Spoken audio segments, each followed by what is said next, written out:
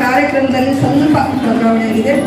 ನಾವು ಪ್ಲಾನ್ ಮಾಡಿರ್ತಕ್ಕಂಥದ್ದು ಎಲ್ಲ ಮಹಿಳೆಯರ ಸೇರಿ ಮಹಿಳಾ ಕಾರ್ಯಕ್ರಮ ಮಾಡಬೇಕು, ಮಹಿಳೆಯರೇ ಸ್ಟೇಜ್ ಮೇಲೆ ಇರಬೇಕು, ಮಹಿಳೆಯರಿಂದಲೇ ಎಲ್ಲ ಕಾರ್ಯಕ್ರಮ ನಿರೂಪಿಸಬೇಕು ಅಂತ ನಾವು ಅಂದ್ಕೊಂಡಿವಿ. ಆದರೆ ಸಮಾಜ ನಮ್ದು ಹೆಂಗಿದೆ ಅಂದರೆ ಎರಡು ಕಣ್ಣಿದ್ದಂಗೆ. ಅಪ್ಪ ಅಮ್ಮ ಇಲ್ಲದ ಮನೆ ಅದು ಸ್ವರ್ಗದ ಗೂಡು ಆಗಲಿಕ್ಕೆ ಸಾಧ್ಯ ಇಲ್ಲ. ಹಾಗೆಯೇ ನಮ್ಮ ನಗರಸಭೆಗೆ ಅಪ್ಪ ರೀತಿ ಅಂದರೆ ಯಜಮಾನನ ರೀತಿಯಲ್ಲಿ ಅನಿಸಿಕೊಂಡಂಥವರು ಪೌರಾಯುಕ್ತರಾಗಿರ್ತಕ್ಕಂಥ ವಿಪಕ್ಷಮೂರ್ತಿಯವರು ನಮ್ಮ ವೇದಿಕೆಗೆ ಬಂದು ಕಳೆ ನೀಡುತ್ತಕ್ಕಾಗಿ ಅವರಿಗೆ ಧನ್ಯವಾದಗಳನ್ನು ಅರ್ಪಿಸ್ತಾ ಇದ್ದೀನಿ. ಹಾಗೆಯೇ ಒಂದು ನಾವೆಲ್ಲ ಮಾತಾಡ್ತಾ ಇದ್ವಿ, ಅಪ್ಪ ಎಂದರೆ ಧೈರ್ಯ, ಅದೆಲ್ಲ ಅವ್ರ ಕಡೆ ಇದೆ. ಅಪ್ಪ ಎಂದರೆ ನಂಬಿಕೆ, ಅದು ಕೂಡ ಇದೆ. ಅಪ್ಪ ಎಂದರೆ ಶಕ್ತಿ, ಅದು ಕೂಡ ಇದೆ. ಅಪ್ಪ ಎಂದರೆ ಕಳಸ, ಗೋಪುರ ಕಳಸ ಎಷ್ಟು ನಿಕೆ ಇರ್ತತಿ, ಮನೆ ಕೂಡ ಅದೇ ಥರ. ಅಪ್ಪ ಎಂದರೆ ಎಲ್ಲವನ್ನೂ ಕೊಡಿಸ್ತಕ್ಕಂಥ ಸಾಹುಕಾರ, ಇದನ್ನೆಲ್ಲ ನೀವು ಆಗಲೇ ಹೇಳಿರ್ತೀರಿ.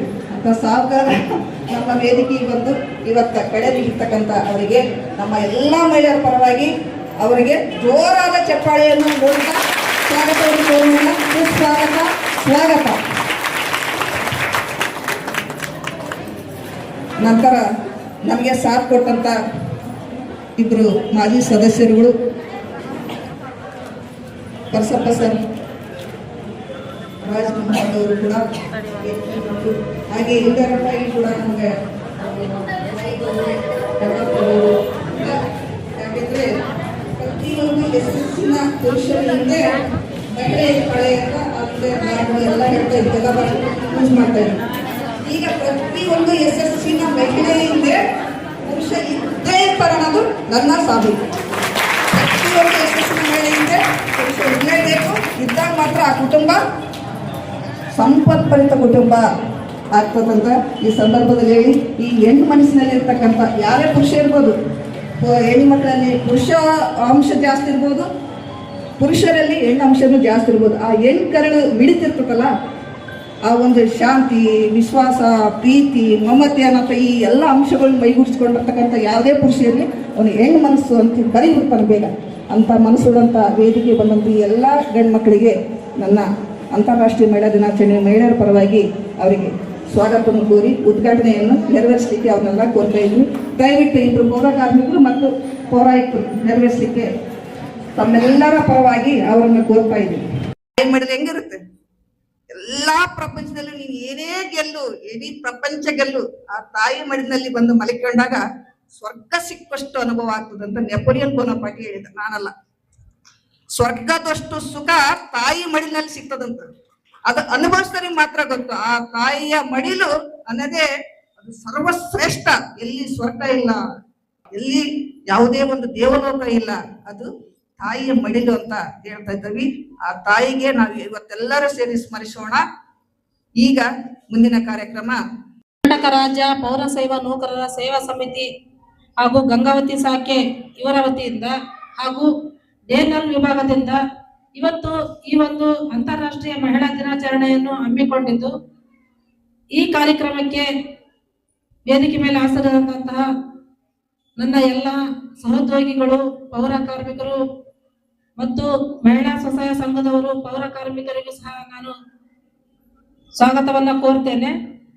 ಪ್ರತಿ ವರ್ಷ ಮಾರ್ಚ್ 8ರಂದು ಅಂತಾರಾಷ್ಟ್ರೀಯ ಮಹಿಳಾ ದಿನಾಚರಣೆಯನ್ನು ವಿಶ್ವದಾದ್ಯಂತ ಆಚರಿಸಲಾಗುತ್ತಿದೆ. ಮಹಿಳೆಯರಿಗೆ ಸಾಮಾಜಿಕ, ಆರ್ಥಿಕ, ಸಾಂಸ್ಕೃತಿಕ ಮತ್ತು ರಾಜಕೀಯ ಸಾಧನೆಗಳನ್ನು ಗೌರವಿಸುವುದು ಈ ದಿನದ ಉದ್ದೇಶವಾಗಿರುತ್ತದೆ. ಸಮಾಜದಲ್ಲಿ ಸ್ತ್ರೀ ಪುರುಷ ಸಮಾನತೆ ಎತ್ತಿ ಹಿಡಿಯಲು ಈ ದಿನವು ನಮಗೆ ಒಂದು ಪ್ರೇರೇಪಣೆಯನ್ನು ನೀಡುತ್ತದೆ. ಮಹಿಳೆಯರ ಹಕ್ಕುಗಳ ಬಗ್ಗೆ ಜಾಗೃತಿ ಮೂಡಿಸಲು ಮತ್ತು ಅವರ ಮೇಲಾಗುವ ದೌರ್ಜನ್ಯಗಳ ಕುರಿತಾಗಿ ತಡೆಗಟ್ಟಲು ಈ ದಿನ ನಮಗೆ ಮಹತ್ವವಾಗಿದೆ. ಈ ದಿನದಂದು ವಿವಿಧ ಕ್ಷೇತ್ರಗಳಲ್ಲಿ ಸಾಧನೆ ಮಾಡಿದ ಮಹಿಳೆಯರನ್ನು ಗುರುತಿಸಿ ಅವರಿಗೆ ಪ್ರಶಸ್ತಿ ಗೌರವಗಳನ್ನು ಸಲ್ಲಿಸುವುದು ಈ ದಿನದ ಉದ್ದೇಶವಾಗಿರುತ್ತದೆ. ಪ್ರತಿ ಹೆಣ್ಣು ಕುಟುಂಬದ ನಿರ್ವಹಣೆಯಿಂದ ಹಿಡಿದು ದೇಶದ ರಕ್ಷಣೆಗೂ ಸಹ ಮಹಿಳೆಯರ ಪಾತ್ರ ಅನನ್ಯವಾಗಿದ್ದು, ಪ್ರತಿ ವರ್ಷವೂ ಸಹ ಮಹಿಳಾ ದಿನಾಚರಣೆಯನ್ನು ನಿರ್ದಿಷ್ಟ ಧ್ಯೇಯೋದ್ದೇಶದಿಂದ ಆಚರಿಸಲಾಗುತ್ತಿದೆ. ಪ್ರತಿಯೊಬ್ಬರು ಮಹಿಳೆಯರು ಶಿಕ್ಷಣ, ಉದ್ಯೋಗ ಕ್ಷೇತ್ರಗಳಲ್ಲಿ ಮಹಿಳೆಯರಿಗೆ ಸಮಾನ ಅವಕಾಶ ಸಿಗಬೇಕು ಎಂಬುದು ಈ ದಿನದ ಉದ್ದೇಶವಾಗಿರುತ್ತದೆ. ಒಬ್ಬ ಮಹಿಳೆಯು ತಾಯಿ, ತಂಗಿ, ಪತ್ನಿ ಹಾಗೂ ಮಗಳ ರೂಪದಲ್ಲಿ ಜಗತ್ತನ್ನ ಬೆಳಗಿಸುವ ಮಹಿಳಾ ಶಕ್ತಿಯನ್ನು ಎಂದು ನಾವೆಲ್ಲರೂ ಗೌರವಿಸಬೇಕಾಗುತ್ತದೆ. ಮಹಿಳೆಯರಿಗೆ ಗೌರವ ಮತ್ತು ಸಮಾನತೆ ನೀಡಿದಾಗ ಮಾತ್ರ ಈ ಕಾರ್ಯಕ್ರಮದ ಉದ್ದೇಶ ಈಡೇರಿಸುತ್ತದೆ. ಇವೆಲ್ಲ ನಾವು ಕಾರ್ಯಕ್ರಮವನ್ನ ಆಯೋಜನೆ ಮಾಡಿರುವುದು ಮಹಿಳೆಯರಿಗಾಗಿನೇ. ಈ ಒಂದು ಮಹಿಳಾ ದಿನಾಚರಣೆ ಎಂದು ಸಾವಿತ್ರಿ ಬಾಪುಲೆ ಅವರನ್ನು ನೆನೆಸ್ಕೊಳ್ಳುತ್ತಾ, ಇವತ್ತು ಅವರು ಹೆಣ್ಣು ಮಕ್ಕಳು ಎಲ್ಲಾ ಕ್ಷೇತ್ರದಲ್ಲಿ ಕೆಲಸ ಮಾಡುತ್ತಿದ್ದಾರೆ. ಇದಕ್ಕೆ ಕಾರಣ ಸಾವಿತ್ರಿ ಬಾಪುಲೆ ಅವರು. ಇವರು ಮಹಿಳೆಯರು ಮನೆ ಕೆಲಸಕ್ಕೆ ಸೀಮಿತವಾಗಿ ಮಾಡಲಿಲ್ಲ, ಅವರಿಗೆ ಶಿಕ್ಷಣವನ್ನ ನೀಡುವ ಉದ್ದೇಶದಿಂದ ಅವರಿಗೆ ಎಲ್ಲಾ ಕ್ಷೇತ್ರಗಳಲ್ಲಿಯೂ ಸಹ ಮುಂದುವರಿಬೇಕು, ಹೆಣ್ಮಕ್ಳು ಯಾವ್ದ್ರಲ್ಲಿ ಕಮ್ಮಿ ಇಲ್ಲ ಅಂತಂದು ಪಣ ತೊಟ್ಟು ಅವರಿಗೆ ಶಿಕ್ಷಣ ಸಿಗಬೇಕೆಂದು ಪಣ ತೊಟ್ಟು ಭಾರತದ ಮಹಿಳೆ ಮೊದಲ ಟೀಚರ್ ಆಗಿ ಅಕ್ಷರದವ ಎಂದು ಎನಿಸಿಕೊಂಡ ಸಾವಿತ್ರಿ ಬಾಪುಲೆ ಅವರಿಗೆ ನಮಸ್ಕರಿಸುತ್ತಾ, ಹಾಗೂ ಇನ್ನು ಅನೇಕ ಗಣ್ಯಮಾನ್ಯರು ಸಹ ಈ ರೀತಿ ಮಹಿಳೆಯರು ಭಾರತಕ್ಕೆ ವಿವಿಧ ರೀತಿಯಲ್ಲಿ ಕೊಡುಗೆಯನ್ನು ನೀಡುತ್ತಾನೆ ಬಂದಿದ್ದಾರೆ. ಅವರಿಗೆಲ್ಲ ನಮಸ್ಕರಿಸುತ್ತಾ ನನ್ನ ಒಂದು 2 ಪ್ರಾಸ್ತಾವಿಕ ನುಡಿಗಳನ್ನ ಮುಗಿಸ್ತಿದ್ದೇನೆ. ನಮಸ್ಕಾರ. ಓಂಕರಿಸಿದರೆ ಚಿಮ್ಮುವ ಋಷಿಯು, ಪ್ರಕೃತಿಯೇ ಸೌಂದರ್ಯದ ರಾಶಿಯು, ವಿಕೃತಿಯ ಮರ್ದಿಸುವ ಶಕ್ತಿಯು. ಹೆಣ್ಣಂದ್ರೆ ಎಲ್ಲಾ ರೀತಿಯಿಂದ ನಾವು ರೂಪ ನೋಡ್ತೀವಿ, ಹೌದಾ? ಆಕಿ ತಡೆಯಿದ್ರೆ ಬಿಡೋದಿಲ್ಲ, ಮರ್ದಿಸುವ ಶಕ್ತಿ ಆಗ್ತಾಳೆ, ಕಾಳಿ ಆಗ್ತಾಳೆ ಅನ್ನೋ ವಿಚಾರಧಾರೆಗಳನ್ನ ನಾವು ಹಿಂದೆ ಕಾಲದಲ್ಲೂ ಕೇಳ್ಕೊಂಡು ಬಂದಿದ್ದೀವಿ. ದೇವಾನುದೇವತೆಗಳಿಗೂ ಕೂಡ ಕಷ್ಟ ಸಮಸ್ಯೆಗಳು ತಪ್ಪಿದ್ದಿಲ್ಲ, ನಮ್ಮಂತ ನರಮಾನವರಿಗೂ ಅದು ಬಿಡುವಂತಿಲ್ಲ. ಇಂಥ ಸಮಸ್ಯೆಗಳ ಸವಾಲುಗಳ ಮಧ್ಯದಲ್ಲಿ ನಾವು ತಲೆ ಎತ್ತಿ ನಿಲ್ಲಬೇಕಾಗಿದೆ, ಬಾಳಬೇಕಾಗಿದೆ, ಸಮಾಜಕ್ಕೆ ನಮ್ಮ ಕೊಡುಗೆ ನೀಡಬೇಕಾಗಿದೆ. ಇಂಥ ನಿಟ್ಟಿನಲ್ಲಿ ನಾವೆಲ್ಲ ವೇದಿಕೆ ಮೇಲೆ ಎಲ್ಲರನ್ನು ಕರೆಸಿ ಈ ರಗಡಪ್ಪ ಸರ್ ಅವರು ಹೆಣ್ಮಕ್ಳಿಂದನೇ ಎಲ್ಲ ಕಾರ್ಯಕ್ರಮ ನಡಿಬೇಕಂತಂದು ಹೇಳಿ ನಾವು ಆಯೋಜನೆ ಮಾಡಿದ್ವಿ. ದಯವಿಟ್ಟು ತಮ್ಮ ಅನಿಸಿಕೆಗಳನ್ನ ಈಗ ಒಂದೊಂದಾಗಿ ನಮ್ಮ ಶ್ರೀದೇವಿಯವರು ಕರೀತಾರ, ಅವರು ತಮ್ಮ ಅನಿಸಿಕೆಗಳನ್ನ ಹೇಳ್ಬೇಕಂತ ನಾನು ಕೋರ್ತಾ ಇದ್ದೀನಿ.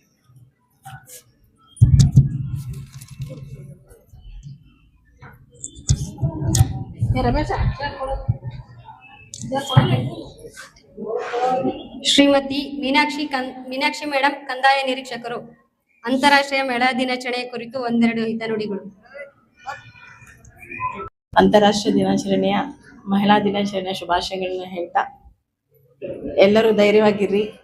ಇವಾಗ ಹೆಣ್ಣು ಕಡಿಮೆ ಇಲ್ಲ, ಈಗ ಎಲ್ಲ ರಂಗದಲ್ಲೂ ಇದ್ದಾರೆ. ಯಾವುದೇ ರೀತಿ ಹೆದರ್ಬೇಡಿ, ಕುಗ್ಬೇಡಿ. ಜೋರ್ ಮಾತಾಡ ಸರ್. ಒಂದು ಮಾತು ಹೇಳಕ್ಕೆ ಇಷ್ಟಪಡ್ತೀನಿ, ಎಲ್ಲರೂ ತಮ್ಮ ಕಾಲ ಮೇಲೆ ತಾವು ನಿಲ್ರಿ. ಅದು 10 ರೂಪಾಯಿ ದುಡಿಯೋದಾಗ್ಲಿ, ತಮ್ಮ ಕಾಲ ಮೇಲೆ ತಾವು ನಿಲ್ರಿ. ಈಗಿನ ಕಾಲದಲ್ಲಿ ಗಂಡಿನ ಕಡೆಯಿಂದ ಅಷ್ಟು ಯಾರು ಎಕ್ಸ್ಪೆಕ್ಟೇಷನ್ ಮಾಡಬೇಡಿ. ಅಂದರೆ ಇದು ಅರ್ಥ ಏನಂದರೆ ಅವ್ರ ಮೇಲೆ ಡಿಪೆಂಡ್ ಆಗಬೇಡಿ. ಚೆನ್ನಾಗಿ ಕೆಲಸ ಮಾಡ್ಕೊಂಡು ಎಲ್ಲರೂ ಚೆನ್ನಾಗಿರ್ರಿ, ಎಲ್ಲರೂ ಧೈರ್ಯವಾಗಿರ್ರಿ. ಧನ್ಯವಾದಗಳು.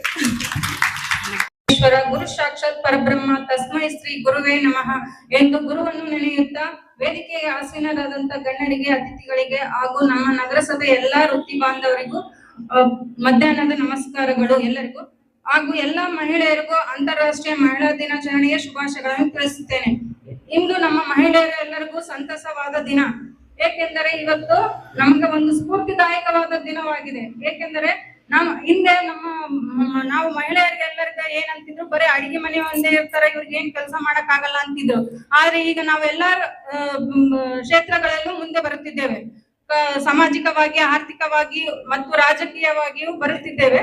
ಅದು ಎಲ್ಲ ಪ್ರಮುಖ, ಅವರು ಗಂಡ್ ಮಕ್ಕಳು ಯಾವ ರೀತಿ ಮಾಡ್ತಾರ, ಹೆಣ್ಮಕ್ಳು ಕೂಡ ಅದೇ ರೀತಿಯಾಗಿ ಮಾಡ್ಕೊಂತ ಬರ್ತಿದೀವಿ.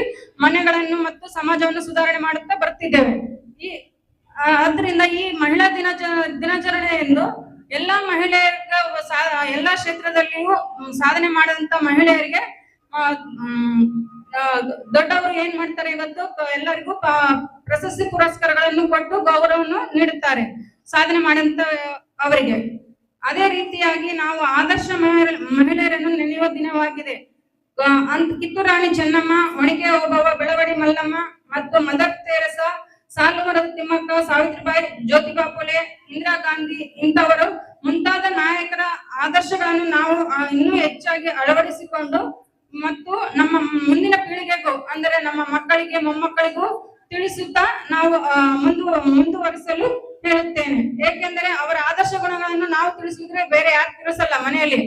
ಅವ್ರು ಬರ್ತಾರ, ಇವ್ರು ಬರ್ತಾರ, ಅಲ್ಲೇ ಕಲ್ತಿರ್ತಾರ ಅಂತ ಮಕ್ಕಳಿಗೆ ಸಲುವಾಗಿ ನಾವು ಬೇಜವಾಬ್ದಾರಿತನ ಮಾಡಬಾರ್ದು. ನಾವು ತಿಳಿಸ್ಬೇಕು. ಯಾಕಂದ್ರೆ ಟಿವಿ, ಮೊಬೈಲ್ಗಳನ್ನು ಸರಿಸಿ ಸ್ವಲ್ಪ ಅವ್ರಿಗೂ ಟೈಮ್ ಕೊಟ್ಟು ಅವ್ರ ಹಿಂದೆ ಆದಂತ ಆದರ್ಶ ವ್ಯಕ್ತಿಗಳ ಗುಣಗಳನ್ನು ತಿಳಿಸ್ಬೇಕು. ಅವಾಗಾದ್ರೆ ಮಾತ್ರ ನಮ್ಮ ಮಕ್ಕಳು ಅಳವಡಿಸಿಕೊಳ್ತಾರೆ.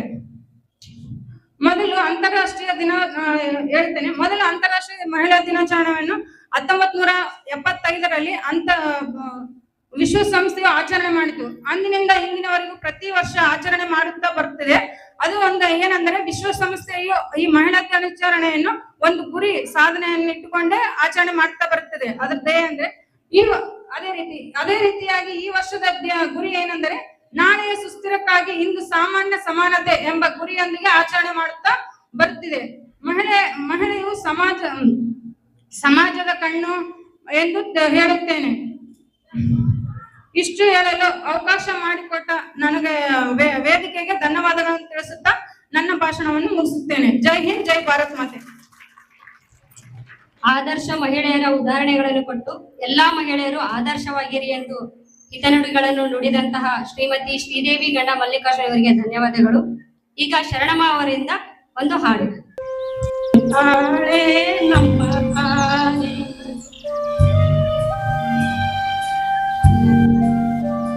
ಅನ್ನ ನೀಡು ತಾಳೆ ಭೂಮಿ ತಾಯಿ,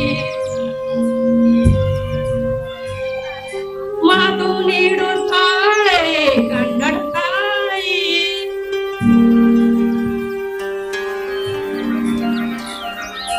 ಜನ್ಮ ನೀಡು ತಾಳೆ ನಮ್ಮ ತಾಯಿ, ನೀಡು ತಾಳೆ ನಮ್ಮ ತಾಯಿ. ಓಕೆ, ಥ್ಯಾಂಕ್ಸ್ ರೀ. ಧನ್ಯವಾದಗಳು ಶರಣಮ್ಮಗೆ. ನಾವು ಇವತ್ತೆಲ್ಲರೂ ಏರು ಇಳುಗಳ ಮಧ್ಯೆ, ಕಷ್ಟ ಕಾರ್ಪಣ್ಯಗಳ ಮಧ್ಯೆ ಖುಷಿ ಹಂಚ್ಕೊಳ್ಬೇಕಂತ ನಾವೆಲ್ಲ ಸೇರಿರೋದು, ಹೌದು? ಅದಕ್ಕೆ ಅವ್ರಿಗೆ ಜೋಡಿ ಸ್ವಾತಂತ್ರ್ಯ, ಇವ್ರು ಕೊಡ್ಲಿ ನಮಗೆ ಸ್ವಾತಂತ್ರ್ಯ, ಅವ್ರು ಹೇಳ್ಬೇಕು ನಮಗೆ, ಇವ್ರು ಹೇಳ್ಬೇಕಂತಂದ್ರೆ ಇನ್ನ 80 ವರ್ಷ ನಾವು ಸ್ವಾತಂತ್ರ್ಯ ಪಡೆದ್ರು ನಮ್ಮನ್ನ ಮೇಲೆ ಎತ್ತಂತವ್ರು ಬರೋದು ಕಷ್ಟ. 33%ಗೆ ಇನ್ನೂ ಕರೆಕ್ಟ್ ಆಗಿ ಸಿಗ್ತಾ ಇಲ್ಲ. ಎಲ್ಲಾ ಹೆಣ್ಮಕ್ಳು ಎಲ್ಲಾ ರಂಗದಲ್ಲೂ 33% ಗವರ್ಮೆಂಟ್ ಕಾನೂನು ಮಾಡಿದ್ರು ಕೂಡ ನಾವು ತಗೊಳ್ಳಕ ಇನ್ನು ಹೋಗಕ್ ಆಗ್ತಾ ಇಲ್ಲ. ಎಲ್ಲಾ ರಂಗದಲ್ಲೂ ಈಗ ಮಿಲಿಟರಿ ಒಳಗೆ ಹೋಗ್ತಾ ಇದ್ರು ಹೆಣ್ಮಕ್ಳು. ಮೊದ್ಲು ಪೈಲಟ್ ಅಂತವೆಲ್ಲ ದೊಡ್ಡ ದೊಡ್ಡ ನೌಕರಿಗಳು, ಪೊಲೀಸ್ ಕಷ್ಟಭರಿತವಾದ ನೌಕರಿಗಳು ಮಾಡಕ್ ಹೆಣ್ಮಕ್ಳನ್ನ ನಮ್ ತಂದೆ ತಾಯಿಗಳೇ ಎದುರಿಸ್ಬಿಡ್ತದೆ. ನೀವು ಹೋಗ್ಬಾರ್ದು, ನೀವು ಮುಂದೆ ಹೋಗ್ಬಾರ್ದು, ನೀನ್ ಕೊಟ್ಟ ಗಂಡ ಮನೆಗೆ ಮಾತ್ರ ಹೋಗ್ಬೇಕಂತ ಹೇಳಿ ಹೇಳಿ ಹೇಳಿ ನಮ್ಮನ್ನ ಅರ್ಧ ಶಕ್ತಿ ಕಳಿಸ್ಬಿಡ್ತಿದ್ರು. ಆ ಶಕ್ತಿ ತರ ಹೇಳುವ ಹೇಳಿಕೆಯಲ್ಲಿ ಅರ್ಥ ಮಾಡ್ಕೋಬೇಕು. ಅವ್ರು ಯಾವ ಉದ್ದೇಶದಿಂದ ಹೇಳಿದಾರ ಅದನ್ನ ನಾವು ನಿಟ್ಟ ದೃಢ ಕಾನ್ಫಿಡೆನ್ಸ್ ಆಗಿ ನಾವು ಮನಸ್ಸು ಆತ್ಮಗೌರವದಿಂದ ನಾವು ಅದನ್ನು ಸಾಧಿಸುವ ಛಲ ನಮ್ಮಲ್ಲಿದ್ರೆ ನಮ್ಮನ್ನು ಯಾರು ಮುಟ್ಟಕ್ಕಾಗಲ್ಲ. ಆ ಛಲ ನಮ್ಮಲ್ಲಿ ಬೆಳೆಸ್ಕೊಳ್ತಂತ ಹೇಳ್ತಾ ಮುಂದಿನ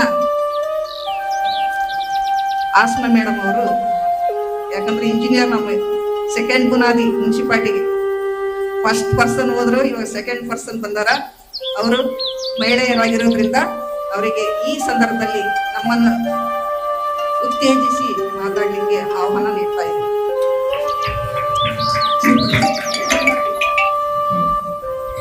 ಎಲ್ರಿಗೂ ನಮಸ್ಕಾರ. ಪ್ರತಿ ವರ್ಷ ಮಾರ್ಚ್ 8ರಂದು ರಾಷ್ಟ್ರೀಯ ಮಹಿಳಾ ದಿನಾಚರಣೆ ಎಂದು ಆಚರಿಸುತ್ತೇವೆ. ಇವತ್ತು ಐ ಥಿಂಕ್ ಇದು ಫಸ್ಟ್ ಟೈಮ್ ನಮ್ಮ ಆಫೀಸಲ್ಲಿ ಆಚರಿಸ್ತಿರೋದು. ಈ ವರ್ಷ ಸ್ವಲ್ಪ ತರಾತುರಿಯಲ್ಲಿ ಮಾಡೋಕ್ಕಾಗಲಿಲ್ಲ, ಎಲ್ಲನೂ ಸಡನ್ ಆಗಿ ಪ್ಲಾನ್ ಆಯಿತು. ನೆಕ್ಸ್ಟ್ ಇಯರ್ ನಾವು ಪ್ಲಾನ್ ಮಾಡ್ಕೊಂಡಿದ್ದೀವಿ, ಚೆನ್ನಾಗಿ ಮಾಡೋಣ, ಎಷ್ಟು ಸಾಧ್ಯ ಅಷ್ಟು ಚೆನ್ನಾಗಿ ಮಾಡೋಣ ಫಂಕ್ಷನ್ ಹಾಲಲ್ಲಿ. ಇವತ್ತು ಇಷ್ಟು ಜನ ಸೇರಿದ್ದೆ ಖುಷಿ ಆಗ್ತಿದೆ. ಇಷ್ಟು ಜನ ಸೇರ್ತಾರಂತ ಅನ್ಕೊಂಡಿರ್ಲಿಲ್ಲ ನಾವು. ಸುಮ್ಮನೆ ಏನೋ ಒಂದು ಮಾಡಬೇಕು, ಒಂದು 4-5 ಜನ ಇರ್ತೀವಿ, ನಮ್ಮ ಸ್ಟಾಫು, ನಮ್ಮ ಕಮ್ಯುನಿಟಿ ಮೊಬಿಲೈಸರ್ 4-5 ಜನ ಬರ್ತಾರೆ ಅನ್ಕೊಂಡಿದ್ವಿ. ಆದರೂ ಎಲ್ಲರೂ ಬಂದಿದ್ದೀರಾ, ತುಂಬ ಖುಷಿ ಆಯಿತು. ಈಗ ಅವಾಗಿನ ಕಾಲದಾಗಿತ್ತು, ಅದೇನೋ ಅಂತಾರಲ್ಲ, ಕೀರ್ತಿಗೊಬ್ಬ ಮಗ ಆರ್ತಿಗೊಬ್ಬ ಮಗಳು ಅಂತೇಳಿ. ಬಟ್ ನನ್ನ ಪ್ರಕಾರ ಹೇಳ್ತೀನಿ, ಮಗಳ ಆರ್ತಿಗಷ್ಟೇ ಅಲ್ಲ, ಕೀರ್ತಿಯು ಕೂಡ ಹೌದು. ಹೌದಾ?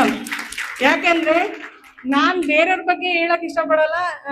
ಅದೇ ಈ ಮೇಡಮ್ ಹೇಳಿದ್ರು, ನಮ್ ಬಗ್ಗೆ ನಾವೇ ಹೇಳ್ಕೋಬೇಕು ಫಸ್ಟ್, ಆಮೇಲೆ ಎಲ್ರು ನಮ್ ಬಗ್ಗೆ ಮಾತಾಡ್ತಾರೆ ಅಂತೇಳಿ. ನಾನು ಒಂದು ತುಂಬಾ ಬಡತನದಿಂದ ಬಂದಂತವಳು. ನಮ್ಮ ಮನೆಯಲ್ಲಿ ಗಂಡ್ ಮಕ್ಳಿಲ್ಲ. ನಾನು 4ನೇಳು ಮಗಳೇನೆ. ನಾನು ಹುಟ್ಟಿದಾಗ ನಮ್ಮಮ್ಮ ತುಂಬಾ ಬೇಜಾರಾಗಿದ್ರು. ಯಾಕೆಂದ್ರೆ 3 ಜನ ಹೆಣ್ಮಕ್ಳಾದ್ಮೇಲೆ ಮತ್ತೆ 4ನೇದು ಕೂಡ ಹೆಣ್ಮಗಳು ಅಂತಾನು ಅದು ಒಂದು ಸಂಕಟ ಇರುತ್ತಲ್ಲ ಅವ್ರಿಗೆ. ಎಕ್ಸ್ಪೆಕ್ಟೇಷನ್ ಗಂಡ ಆಗುತ್ತೆ ಅನ್ಕೊಂಡಿದ್ರು. ಬಟ್ ದೇವ್ರ ನಿರ್ಧಾರ, ಅದು ಏನ್ ಮಾಡಕ್ಕಾಗಲ್ಲ. ನಾನು ಹೆಣ್ಮಗಳಾದೆ. ಅವತ್ತು ಅವ್ರು ಬೇಜಾರ್ ಮಾಡ್ಕೊಂಡು ನನ್ನನ್ನು ಹಾಸ್ಪಿಟ್ಲಲ್ಲೇ ಬಿಟ್ಟು ಬಂದಿದ್ರು. ಹೌದಾ? ಅವತ್ತಿನ ದಿನ ನನ್ಗೇನು ಗೊತ್ತಿರ್ಲಿಲ್ಲ. ಬಟ್ ನಾನ್ ದೊಡ್ಡೋಳಾದ್ಮೇಲೆ ಹೇಳಿದ್ರು. ಬಟ್ ನಾನ್ ಸ್ವಲ್ಪ ಬುದ್ಧಿ ತಿಳಿದ್ಮೇಲೆ ನನಗ್ ಗೊತ್ತಾಗಿರೋ ಮ್ಯಾಟ್ರ್ ಇದು. ಅದು ಆದ್ಮೇಲೆ ನನಗೂ ಒಂದ್ ಜಿತ್ ಬಂತು. ಇವ್ರು ಯಾವತ್ತು ನನ್ನನ್ನ ಹೆಣ್ಮಗಳು, ಗಂಡ್ಮಗಿದ್ರೆ ನೋಡ್ಕೊಂತಿದ್ದ ಅಂತೇಳಿ ಹೆಣ್ಮಗಳ ಬಿಟ್ಟು ಬಂದ್ರು. ಬಟ್ ಅವತ್ತೇ ನಾನು ಒಂದು ಡಿಸೈಡ್ ಮಾಡ್ಕೊಂಡೆ, ನಾ ಚೆನ್ನಾಗಿ ಓದ್ಬೇಕು ಅಂತೇಳಿ. ಇವತ್ತು ಮಗ ಇದ್ರೂ ಕೂಡ ಅಪ್ಪ ಅಮ್ಮನ್ನ ನೋಡ್ಕೊಳಲ್ಲ. ತುಂಬಾ ಕಡೆ ಎಕ್ಸಾಂಪಲ್ಸ್ ಇದಾವೆ. ಬಟ್ ನಾನು ಇವತ್ತು ಅವ್ರಿಗೆ ಏನೂ ಕಡಿಮೆ ಮಾಡಿಲ್ಲ. ಗಂಡ ಮಗನಿಗಿಂತ ಜಾಸ್ತಿ ನಾನು ನೋಡ್ಕೊಂತ ಇದ್ದೀನಿ. ಇವನ್ ಅವ್ರು ಎಷ್ಟು ಖುಷಿಯಾಗಿದಾರ ಅಂತಂದ್ರೆ, ನನ್ನೆಲ್ಲಾ ಖುಷಿನ ನಾನೀಗ ಬೆಳಿತಿರೋದ್ ನೋಡ್ತಾ ಇದ್ರೆ ಅವ್ರ ಕಣ್ಣಲ್ಲಿ ನೀರ್ ಬರುತ್ತೆ. ಅವತ್ ನಾವು ಮಾಡಿರೋ ತಪ್ಪು ಅಂತೇಳಿ ಅವ್ರು ಇವತ್ತಿಗೂ ಪಶ್ಚಾತ್ತಾಪ ಪಡ್ತಾರೆ. ಸೊ ಹಂಗಾಗಿ ದಯವಿಟ್ಟು ಮೊಹಮ್ಮದ್ ಪೈಗಂಬರ್ ಹೇಳಿದ್ದಾರೆ, ಮಗಳು ಅಂದ್ರೆ ಸುನ್ನತ್, ಫಸ್ಟ್ ಮಗಳೇ ಹುಟ್ಬೇಕಂತೇಳಿ ಅವ್ರು ಹೇಳಿರೋದು. ಗಂಡ್ ಮಕ್ಳಿಗೆ ಅಷ್ಟು ಮಹತ್ವ ಕೊಟ್ಟಿಲ್ಲ. ಹಂಗಾಗಿ ನೀವು ಹೆಣ್ಮಕ್ಳು ಹುಟ್ಟಿದಾರಂತ ಯಾರು ಬೇಜಾರು ಮಾಡ್ಕೋಕ್ ಹೋಗ್ಬೇಡ್ರಿ. ಅವ್ರಿಗೆ ಒಳ್ಳೆ ಶಿಕ್ಷಣ ಕೊಡಿಸ್ರಿ. ಈಗ ಎಲ್ಲದ್ರಲ್ಲೂ 33% ಅಂದ್ರೆ ಕಡಿಮೆ ಅಲ್ಲ. ನಾವ್ ಇಷ್ಟು ಜನರ ಜೊತೆ ಕಾಂಪಿಟೇಷನ್ ಮಾಡಿ ಈ ಸ್ಟೇಜಿಗೆ ಬಂದು ನಿಲ್ದಿದೀವಿ. ಹಂಗಾಗಿ ನಿಮ್ ಮಕ್ಳು ಮುಂದೊಂದ್ ದಿನ ಒಂದ್ ಒಳ್ಳೆ ಸ್ಟೇಜಿಗೆ ಹೋಗ್ತಾರೆ, ನಿಮ್ಮನ್ನ ಚೆನ್ನಾಗಿ ನೋಡ್ಕೊಂತಾರೆ. ಗಂಡ್ ಮಕ್ಳಿಗಿಂತ ಚೆನ್ನಾಗಿ ನೋಡ್ಕೊಳ್ಳೋದೇ ಹೆಣ್ಮಕ್ಳು. ಪ್ಲೀಸ್ ಹಂಗಾಗಿ ಹೆಣ್ಮಕ್ಳಿಗೆ ತುಂಬಾ ಹೊತ್ತು ಕೊಟ್ಟು ಅವ್ರಿಗೆ ಶಿಕ್ಷಣ ಕೊಡಿ. ಒಳ್ಳೆ ಅವ್ರಿಗೆ ಏನ್ ಬೇಕು ಏನ್ ಬೇಡ ಅದನ್ನ, ಯಾಕಂದ್ರೆ ಅಮ್ಮನೇ ಮೊದ್ಲ ಗುರು ಮನೇಲಿ. ಹೌದಾ? ಫಸ್ಟ್ ಆಗಿ ಅಲ್ಲಿ ಪಾಠ ಹೇಳಿಕೊಡ್ರಿ, ಯಾವ್ದು ಸರಿ ಯಾವ್ದು ತಪ್ಪು ಅಂತ ಹೇಳಿ. ಹಂಗಾಗಿ ನಿಮ್ ಮಕ್ಳು ನೆಕ್ಸ್ಟ್ ಹೊರಗಡೆ ಹೋದ್ಮೇಲೆನು ತುಂಬಾ ಚೆನ್ನಾಗಿ ಎಲ್ಲಾ ರಂಗದಲ್ಲಿನೂ ಒಳ್ಳೆ ಪ್ರಯತ್ನ ಮಾಡ್ತಾರೆ, ಒಂದ್ ಒಳ್ಳೆ ಸ್ಟೇಜಿಗೆ ಬರ್ತಾರೆ, ನಿಮ್ಗೂ ಒಳ್ಳೆ ಕೀರ್ತಿ ತರ್ತಾರೆ ಅಂತ ಹೇಳ್ತಾ ನಾನು ಮಾತು ಮುಗಿಸ್ತೀನಿ. Thank you all.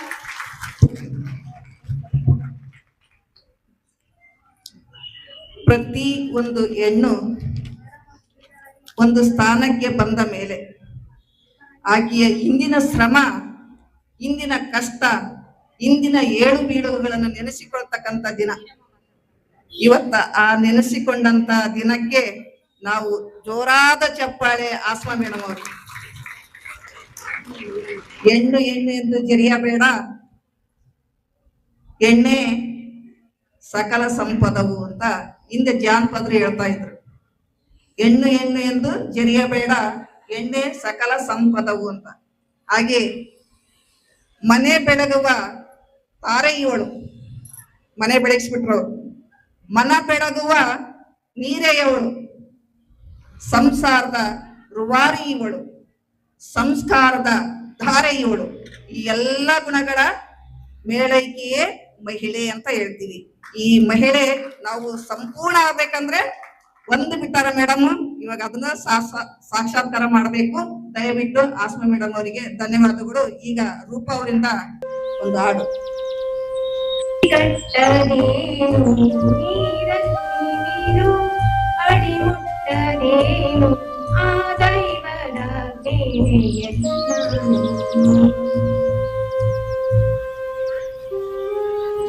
ಹೇ ಶಾರದೆ ದಯ ಪಾಲಿಸು, ಈ ಬಾಳನು ಬೆಳಕಾಗಿಸು. ಹೇ ಶಾರದೆ ದಯ ಪಾಲಿಸು, ಈ ಬಾಳನು ಬೆಳಕಾಗಿಸು. ನಾಳೆಗಳ ದಾರಿಯಲ್ಲಿ ನಂಬಿಕೆಯ ನೆಲೆಯಾಗಿರಿಸು, ನನ್ನಡೆಸು.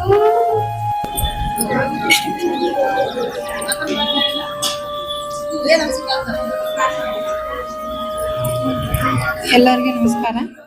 ವೇದಿಕೆ ಮೇಲೆ ಕುಂತವರಿಗೆ ಧನ್ಯವಾದಗಳು ಹಾಗೂ ಪೌರಾಯುಕ್ತರಾದ RN ವಿರೂಪಾಕ್ಷ ಮೂರ್ತಿ ಅವರಿಗೆ ಧನ್ಯವಾದಗಳು ಹಾಗೂ ಸಮುದಾಯ ಸಂಘಟನೆ ಅಧಿಕಾರಿಗಳಾದ ವಿಜಯಲಕ್ಷ್ಮಿ ಮೇಡಮ್ ಅವರಿಗೂ ತುಂಬ ಹೃದಯದ ಧನ್ಯವಾದಗಳು ಹಾಗೂ ಕಾಂತ ಮೇಡಮ್ ಅವ್ರಿಗೂ ತುಂಬ ಹೃದಯದ ಧನ್ಯವಾದಗಳು. ಮಹಿಳಾ ದಿನಾಚರಣೆ ಅಂದ್ರೆ ಎಲ್ಲರಿಗೂ ಖುಷಿ. ಹಾಗಾಗಿ ಇವತ್ತು ನಾವು ಮೇಡಮ್ ಅವ್ರಿಗೆ ಹೇಳಿದ್ವಿ, ಒಂದು ರೀತಿ ಆಟ ಇಡನ್ರಿ, ಹೆಣ್ಮಕ್ಳೆಲ್ಲ ಖುಷಿ ಪಡನ್ರಿ ಅಂತಂದು ಸಡನ್ಲಿ ತೀರ್ಮಾನ ತಗೊಂಡು ಇದನ್ನ ಮಾಡಿದಕ್ಕೆ ಅವೆಲ್ಲ ಕಾರ್ಯಕ್ರಮ ಮಾಡೋಕ್ಕಾಗಲಿಲ್ಲ. ಆನಂತರ ಏನೋ ಒಂದು ಸಂಘಟನೆ ಮತ್ತೆ ಮಾಡಿ ಜನರಿಗೆ ಸಂಘಗಳನ್ನು ಮಾಡಿ ಅದರಲ್ಲಿ ಒಂದು ಒಕ್ಕೂಟ ಅಂತಂದೇಳಿ ಒಂದು 12 ಒಕ್ಕೂಟಗಳಲ್ಲಿ ಅಧ್ಯಕ್ಷೆಯಾಗಿ ಮೊದಲು ಆಯ್ಕೆ ಮಾಡಿದ್ರು. ಆಮೇಲೆ ನಮಗೆ ಒಕ್ಕೂಟ ಸಂಘಟನೆ ಅಂದ್ರೆ ಜನ ಕೇಳ್ತಿದ್ರು, ಸಂಘಟನೆಯನ್ನು ಮಾಡಿದ್ರೆ ಏನ್ ಪ್ರಯೋಜನ ಅಂತಂದ್ರೆ ಈಗ ತಿಳ್ಕೊರಿ, ಪ್ರತಿಯೊಂದು ಮಹಿಳೆ ಸಂಘಟನೆಯಿಂದ 19 ಜನನ ಇಲ್ಲಿ ನಗರಸಭೆಯಲ್ಲಿ ಕೆಲ್ಸಕ್ಕೆ ಆಯ್ಕೆ ಮಾಡ್ಕೊಂಡಾರ. ಎಷ್ಟು ಜನ BA B.Ed ಕಲ್ತು ಫೈಲ್ ಹಿಡ್ಕೊಂಡು ಎಲ್ಲೆಲ್ಲ ಹೋಗ್ತಿರ್ತೀರಿ, ಆದ್ರೆ ಯಾರು ಕೆಲ್ಸಕ್ಕೆ ಕರ್ಕನಲ್ಲ, ಬರೀ ಸಂಘಗಳನ್ನ ಮಾಡಿರಿ. ಯಾರು ಕರೀತಾರ ಹೇಳ್ರಮ್ಮ, ಹಿಂಗ್ ಕೆಲಸ ಯಾರು ಕೊಡ್ತಾರ ನಿಮ್ಗ? ಮತ್ತೆ ನೀವು ಉಳಿತಾಯ ಮಾಡಿದ್ದನ್ನ ನೀವೇ ತಗೊಂತೀರಿ, ನಿಮಗೆ ಆದಕ್ಕ ಒಂದಿಷ್ಟು ಅಂಗಡಿ ವ್ಯಾಪಾರ ಆತು, ನಿಮ್ದೇ ಆದ ಬಿಸಿನೆಸ್ ಆತು ಮಾಡಕ್ಕೂ ಅವಕಾಶ ಮಾಡಿಕೊಟ್ಟಾರ. ಆನಂತರ ನಮ್ಮ ಗಂಗಾವತಿಯಲ್ಲಿ ಅತಿ ಹೆಚ್ಚು ಅಂದ್ರೆ ನಮ್ಮ ಸರ್ಗೆಲ್ಲ ಹೇಳ್ತಿರ್ತಾರ, ಅಬ್ಬ ನಿಮ್ಮ ಕಮಿಷನರ್ ಬಹಳ ಚಲೋ ಕೆಲಸ ಮಾಡ್ಯಾರ, ಹೆಣ್ಮಕ್ಳಿಗೆಲ್ಲ ಕೆಲಸ ಕೊಟ್ಟಾರ, ನಾವು ಸಂಘಗಳನ್ನು ಮಾಡ್ತೀವಿ ಹೇಳ್ರಿ, ನಾವು 10 ಜನ ಆಗಿ ನಿಮ್ಮ ಹತ್ರ ಬರ್ತೀವಿ, ನಮಗೂ ಸಂಘಟನೆದ ಮಾಡ್ಕೇರಿ, ನಾವು ಅಷ್ಟು ಕಲ್ತೀವಿ ಇಷ್ಟು ಕಲ್ತೀವಿ ಅಂತ ಹೇಳ್ತಿರ್ತಾರ, ಮುಂದೆ ಬರ್ರಿ ಸಂಘಟನೆ ಮಾಡ್ರಿ. ಇದೇ ರೀತಿ ನಮ್ಮ ಸರ್ ಹಾಗೂ ಮೇಡಮ್ ಅವರು ಮಹಿಳೆಯರಿಗೆ ಇದೇ ರೀತಿ ಕೆಲಸಗಳು ಕೊಟ್ರಪ್ಪ ಅಂದ್ರೆ ಇನ್ನೂ ಸಹಾಯ ಆಗುತ್ತ, ಅವ್ರ ಕಾಲ್ ಮ್ಯಾಗ ಅವ್ರು ನಿಲ್ತಾರ. ಇಷ್ಟನ್ನು ಹೇಳ್ತಾ ನನ್ನ ಮಾತು ಮುಗಿಸ್ತೇನೆ. ಶ್ರೀಮತಿ ಈರಮ್ಮ ಅವರಿಗೆ ಧನ್ಯವಾದಗಳು. ನಮಗೋಸ್ಕರ ಸರ್ಕಾರ ಸ್ವತಂತ್ರ ಸಿಕ್ಕ ನಂತರ ಹಲವಾರು ಕಾನೂನುಗಳನ್ನು ಮಾಡಿದ್ರು. ನಿಮ್ಗೆಲ್ಲ ಗೊತ್ತಿದೆ, ನಮ್ಮ ಹಿಂದೆ ಸತಿ ಪದ್ಧತಿ ಅಂತ ಇತ್ತು, ಗಂಡ ಸತ್ತ ತಕ್ಷಣ ಹೆಂಡತಿನೂ ಚಿತೆಗೆ ಹಾಕ್ತಕ್ಕಂತ ಪದ್ಧತಿ ಇತ್ತು. ಬಾಲ್ಯ ವಿವಾಹ ಇತ್ತು, ತೊಟ್ಲ ಕೂಸು ಹುಟ್ಟಿದ ತಕ್ಷಣನೇ ನಮ್ಮ ಅಣ್ಣನ ಮಗ ಅಂತ ಫಿಕ್ಸ್ ಮಾಡ್ಬಿಡ್ತಿದ್ರು, ಹೌದು. ಆಮೇಲೆ ವಿವಾಹ ಕಾಯ್ದೆ ಅಂತ ಬಂತು, ವಿಧವೆಯರಿಗ ಮದುವೆ ಮಾಡ್ಕೊಳಕ್ ಅವಕಾಶನೇ ಇರ್ಲಿಲ್ಲ. ಇಂಥ ಕಟ್ಟುಪಾಡುಗಳ ಮಧ್ಯದಲ್ಲಿ ನಮ್ಮ ಸಮಾಜ ಬೆಳ್ಕೊಂಡು ಬಂತು. ಅವಕ್ಕೆಲ್ಲವಕ್ಕೂ ಕಾನೂನುಗಳು ತಂದ್ರು, ಹೌದಾ. ಹಿಂದೂ ರಿಮ್ಯಾರೇಜ್ ಆಕ್ಟ್ ಅಂತ ಒಂದು ಬಂತು, ಮದುವೆಯರಿಗೆ ಪುನರ್ವಿವಾಹ, ಬಾಲ್ಯ ವಿವಾಹ ನಿಷೇಧ ಕಾಯ್ದೆ, ಉದ್ಯೋಗದಲ್ಲಿ 33% ಮೀಸಲಾತಿ, ಕಡ್ಡಾಯ ಶಿಕ್ಷಣ, ಹೆಣ್ಣು ಮಕ್ಕಳಿಗೂ ಗಂಡು ಮಕ್ಕಳಿಗೂ ಕಡ್ಡಾಯ ಶಿಕ್ಷಣ ಕಾಯ್ದೆ ಬಂತು. ವಿವಾಹದ ವಯಸ್ಸನ್ನು 18ರಿಂದ ಇವಾಗ 21 ವರ್ಷಕ್ಕೆ ಸೇರ್ಪಡೆ ಮಾಡಿದ್ದಾರೆ. ಆಮೇಲೆ ವರದಕ್ಷಿಣೆ ಅಂತ ಪಿಡುಗಿತ್ತು ನಮ್ಮ ಸಮಾಜದಲ್ಲಿ, ವರದಕ್ಷಿಣೆ ನಿಷೇಧ ಕಾಯ್ದೆ ಅಂತ ಬಂತು. ಆಮೇಲೆ ಸಮಾನ ವೇತನಕ್ಕೆ ಸಮಾನ ಸಂಬಳ ಅನ್ನೋ ಒಂದು ಕಾಯ್ದೆ ಬಂತು. ಹೆಣ್ಣು ಗಂಡು ಅಂತ ಭೇದ ಇತ್ತು. ಹೆಣ್ಮಕ್ಳಿಗೆ ಕೂಲಿ ಕಡಿಮೆ ಕೊಡ್ತಾ ಇದ್ರು, ಗಂಡು ಮಕ್ಕಳಿಗೆ ಜಾಸ್ತಿ ಕೊಡ್ತಾ ಇದ್ರು. ಅದು ಕೂಡ ಕಾನೂನೊಳಗ ತೆಗೆದುಹಾಕಿದ್ರು. ಆಮೇಲೆ ಕೌಟುಂಬಿಕ ದೌರ್ಜನ್ಯ ಕಾಯ್ದೆ, ಹಿಂದೆ ನಡೆಸ್ಕೊಳ್ತಿದ್ರಲ್ಲ ಗಂಡ್ಮಕ್ಳು, ಹೆಣ್ಮಕ್ಳಂದ್ರೆ ಹೆಂಗ್ ಬೇಕಂಗ ಮಾತಾಡೋದು, ಏನ್ ಬೇಕನ್ನ ನಡೆಸ್ಕೊಳೋದು. ಅವ್ರೇನು ದಾಸಿ ತರ, ಅವ್ರಿಗೆ ಹೆಣ್ಣಿ ಕಿಮ್ಮತ್ತೇ ಇರ್ಲಿಲ್ಲ. ಕಾಲು ಹೊತ್ತು ಕೈ ಹೊತ್ತು ಏನೇನೋ ಮಾಡ್ಸೋರು.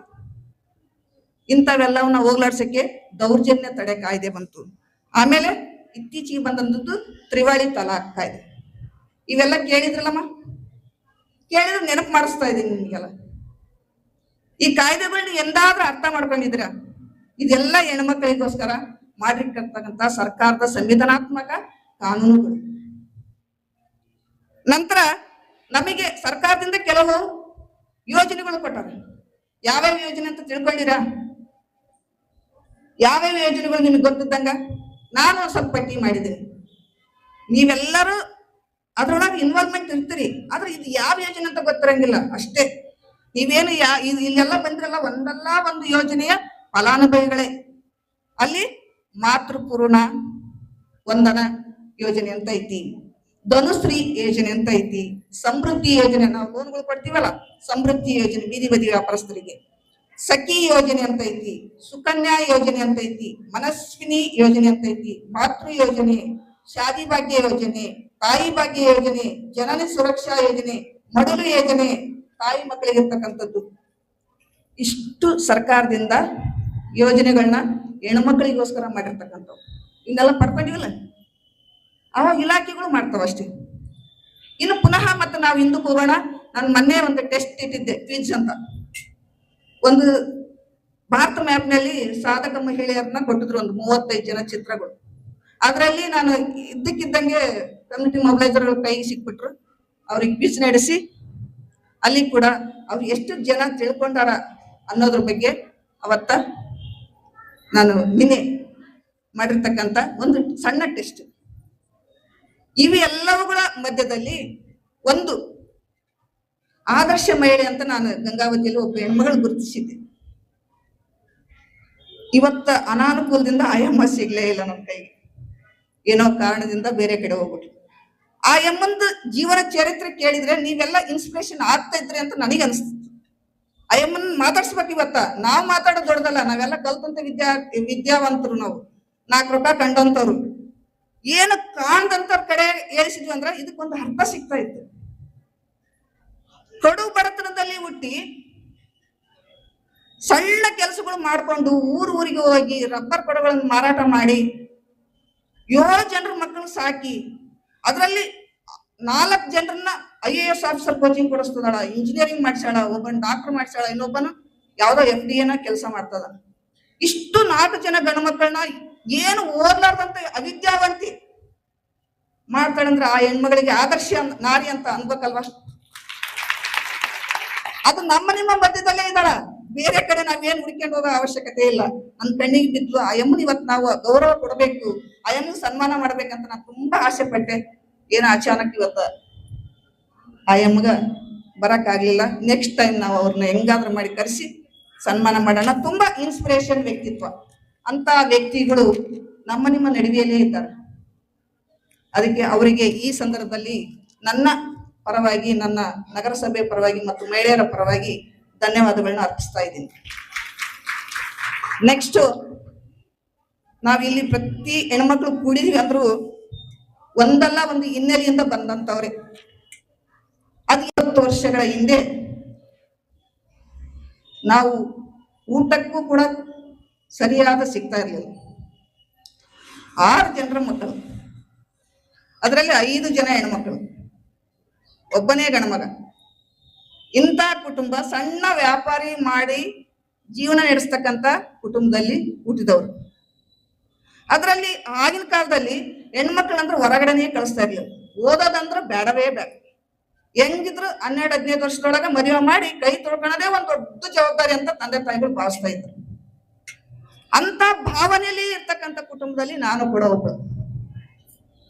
ಆವಾಗ 83 ಇಸ್ವಿಯಿಂದ 95 ಇಸ್ವಿ ಆ ಮಧ್ಯದಲ್ಲಿ ಹೆಣ್ಮಕ್ಳನ್ನ PUC ಅಷ್ಟೇ ಓದ್ಸಕ್ ಬಿಡ್ತಿದ್ರು. PUC ಆದ ತಕ್ಷಣ ಮದುವೆ ಮಾಡ್ಬಿಡೋರು. ಎಲ್ಲರಿಗೂ ಗೊತ್ತಿರ್ಬೇಕು, ನಿಮ್ಗೆಲ್ಲ ನೀವು ಕೂಡ ಅನುಭವ ಮಾಡಿರಿ. ಅಂಥದ್ರಲ್ಲಿ ನಾವು ಫೀಸ್ ಕಟ್ಟಕ್ಕೂ ದುಡ್ಡಿಲ್ಲ, ಊಟ ಮಾಡಕ್ ಸರಿಯಾಗಿಲ್ಲ, ಬಟ್ಟೆಗಳು ತಗೊಳಕ್ಕೂ ಇಲ್ಲ. ಅಂತ ಸಂದರ್ಭದಲ್ಲಿ ಮನೆಯಲ್ಲಿ ಕರೆಂಟ್ ಇಲ್ಲ, ಒಂದು ಸಣ್ಣ ಒಂದು ಮನೆ ರೂಮು, ಅದರಲ್ಲಿ ಯಾವಾಗ್ಲೂ ಮಣ್ಣು ಸುರಿಯೋದು, ಮಳೆ ಬಂದ್ರೆ ಯಾವಾಗ್ಲೂ ಮಳೆ ನೀರ್ ನಿಂದ್ರೋದು, ಮನೆಗೆ ಟ್ಯಾಪ್ ಇಲ್ಲ. ಬೆಳಗ್ಗೆ 4 ಗಂಟೆಗೆ ಹೋಗಿ ಕೊಡಗಳು ಸತ್ತಿ ಇಡ್ತಾ ಇದ್ವಿ, ಅದನ್ನ ನೀರ್ ಇಡ್ಕೋಬೇಕು.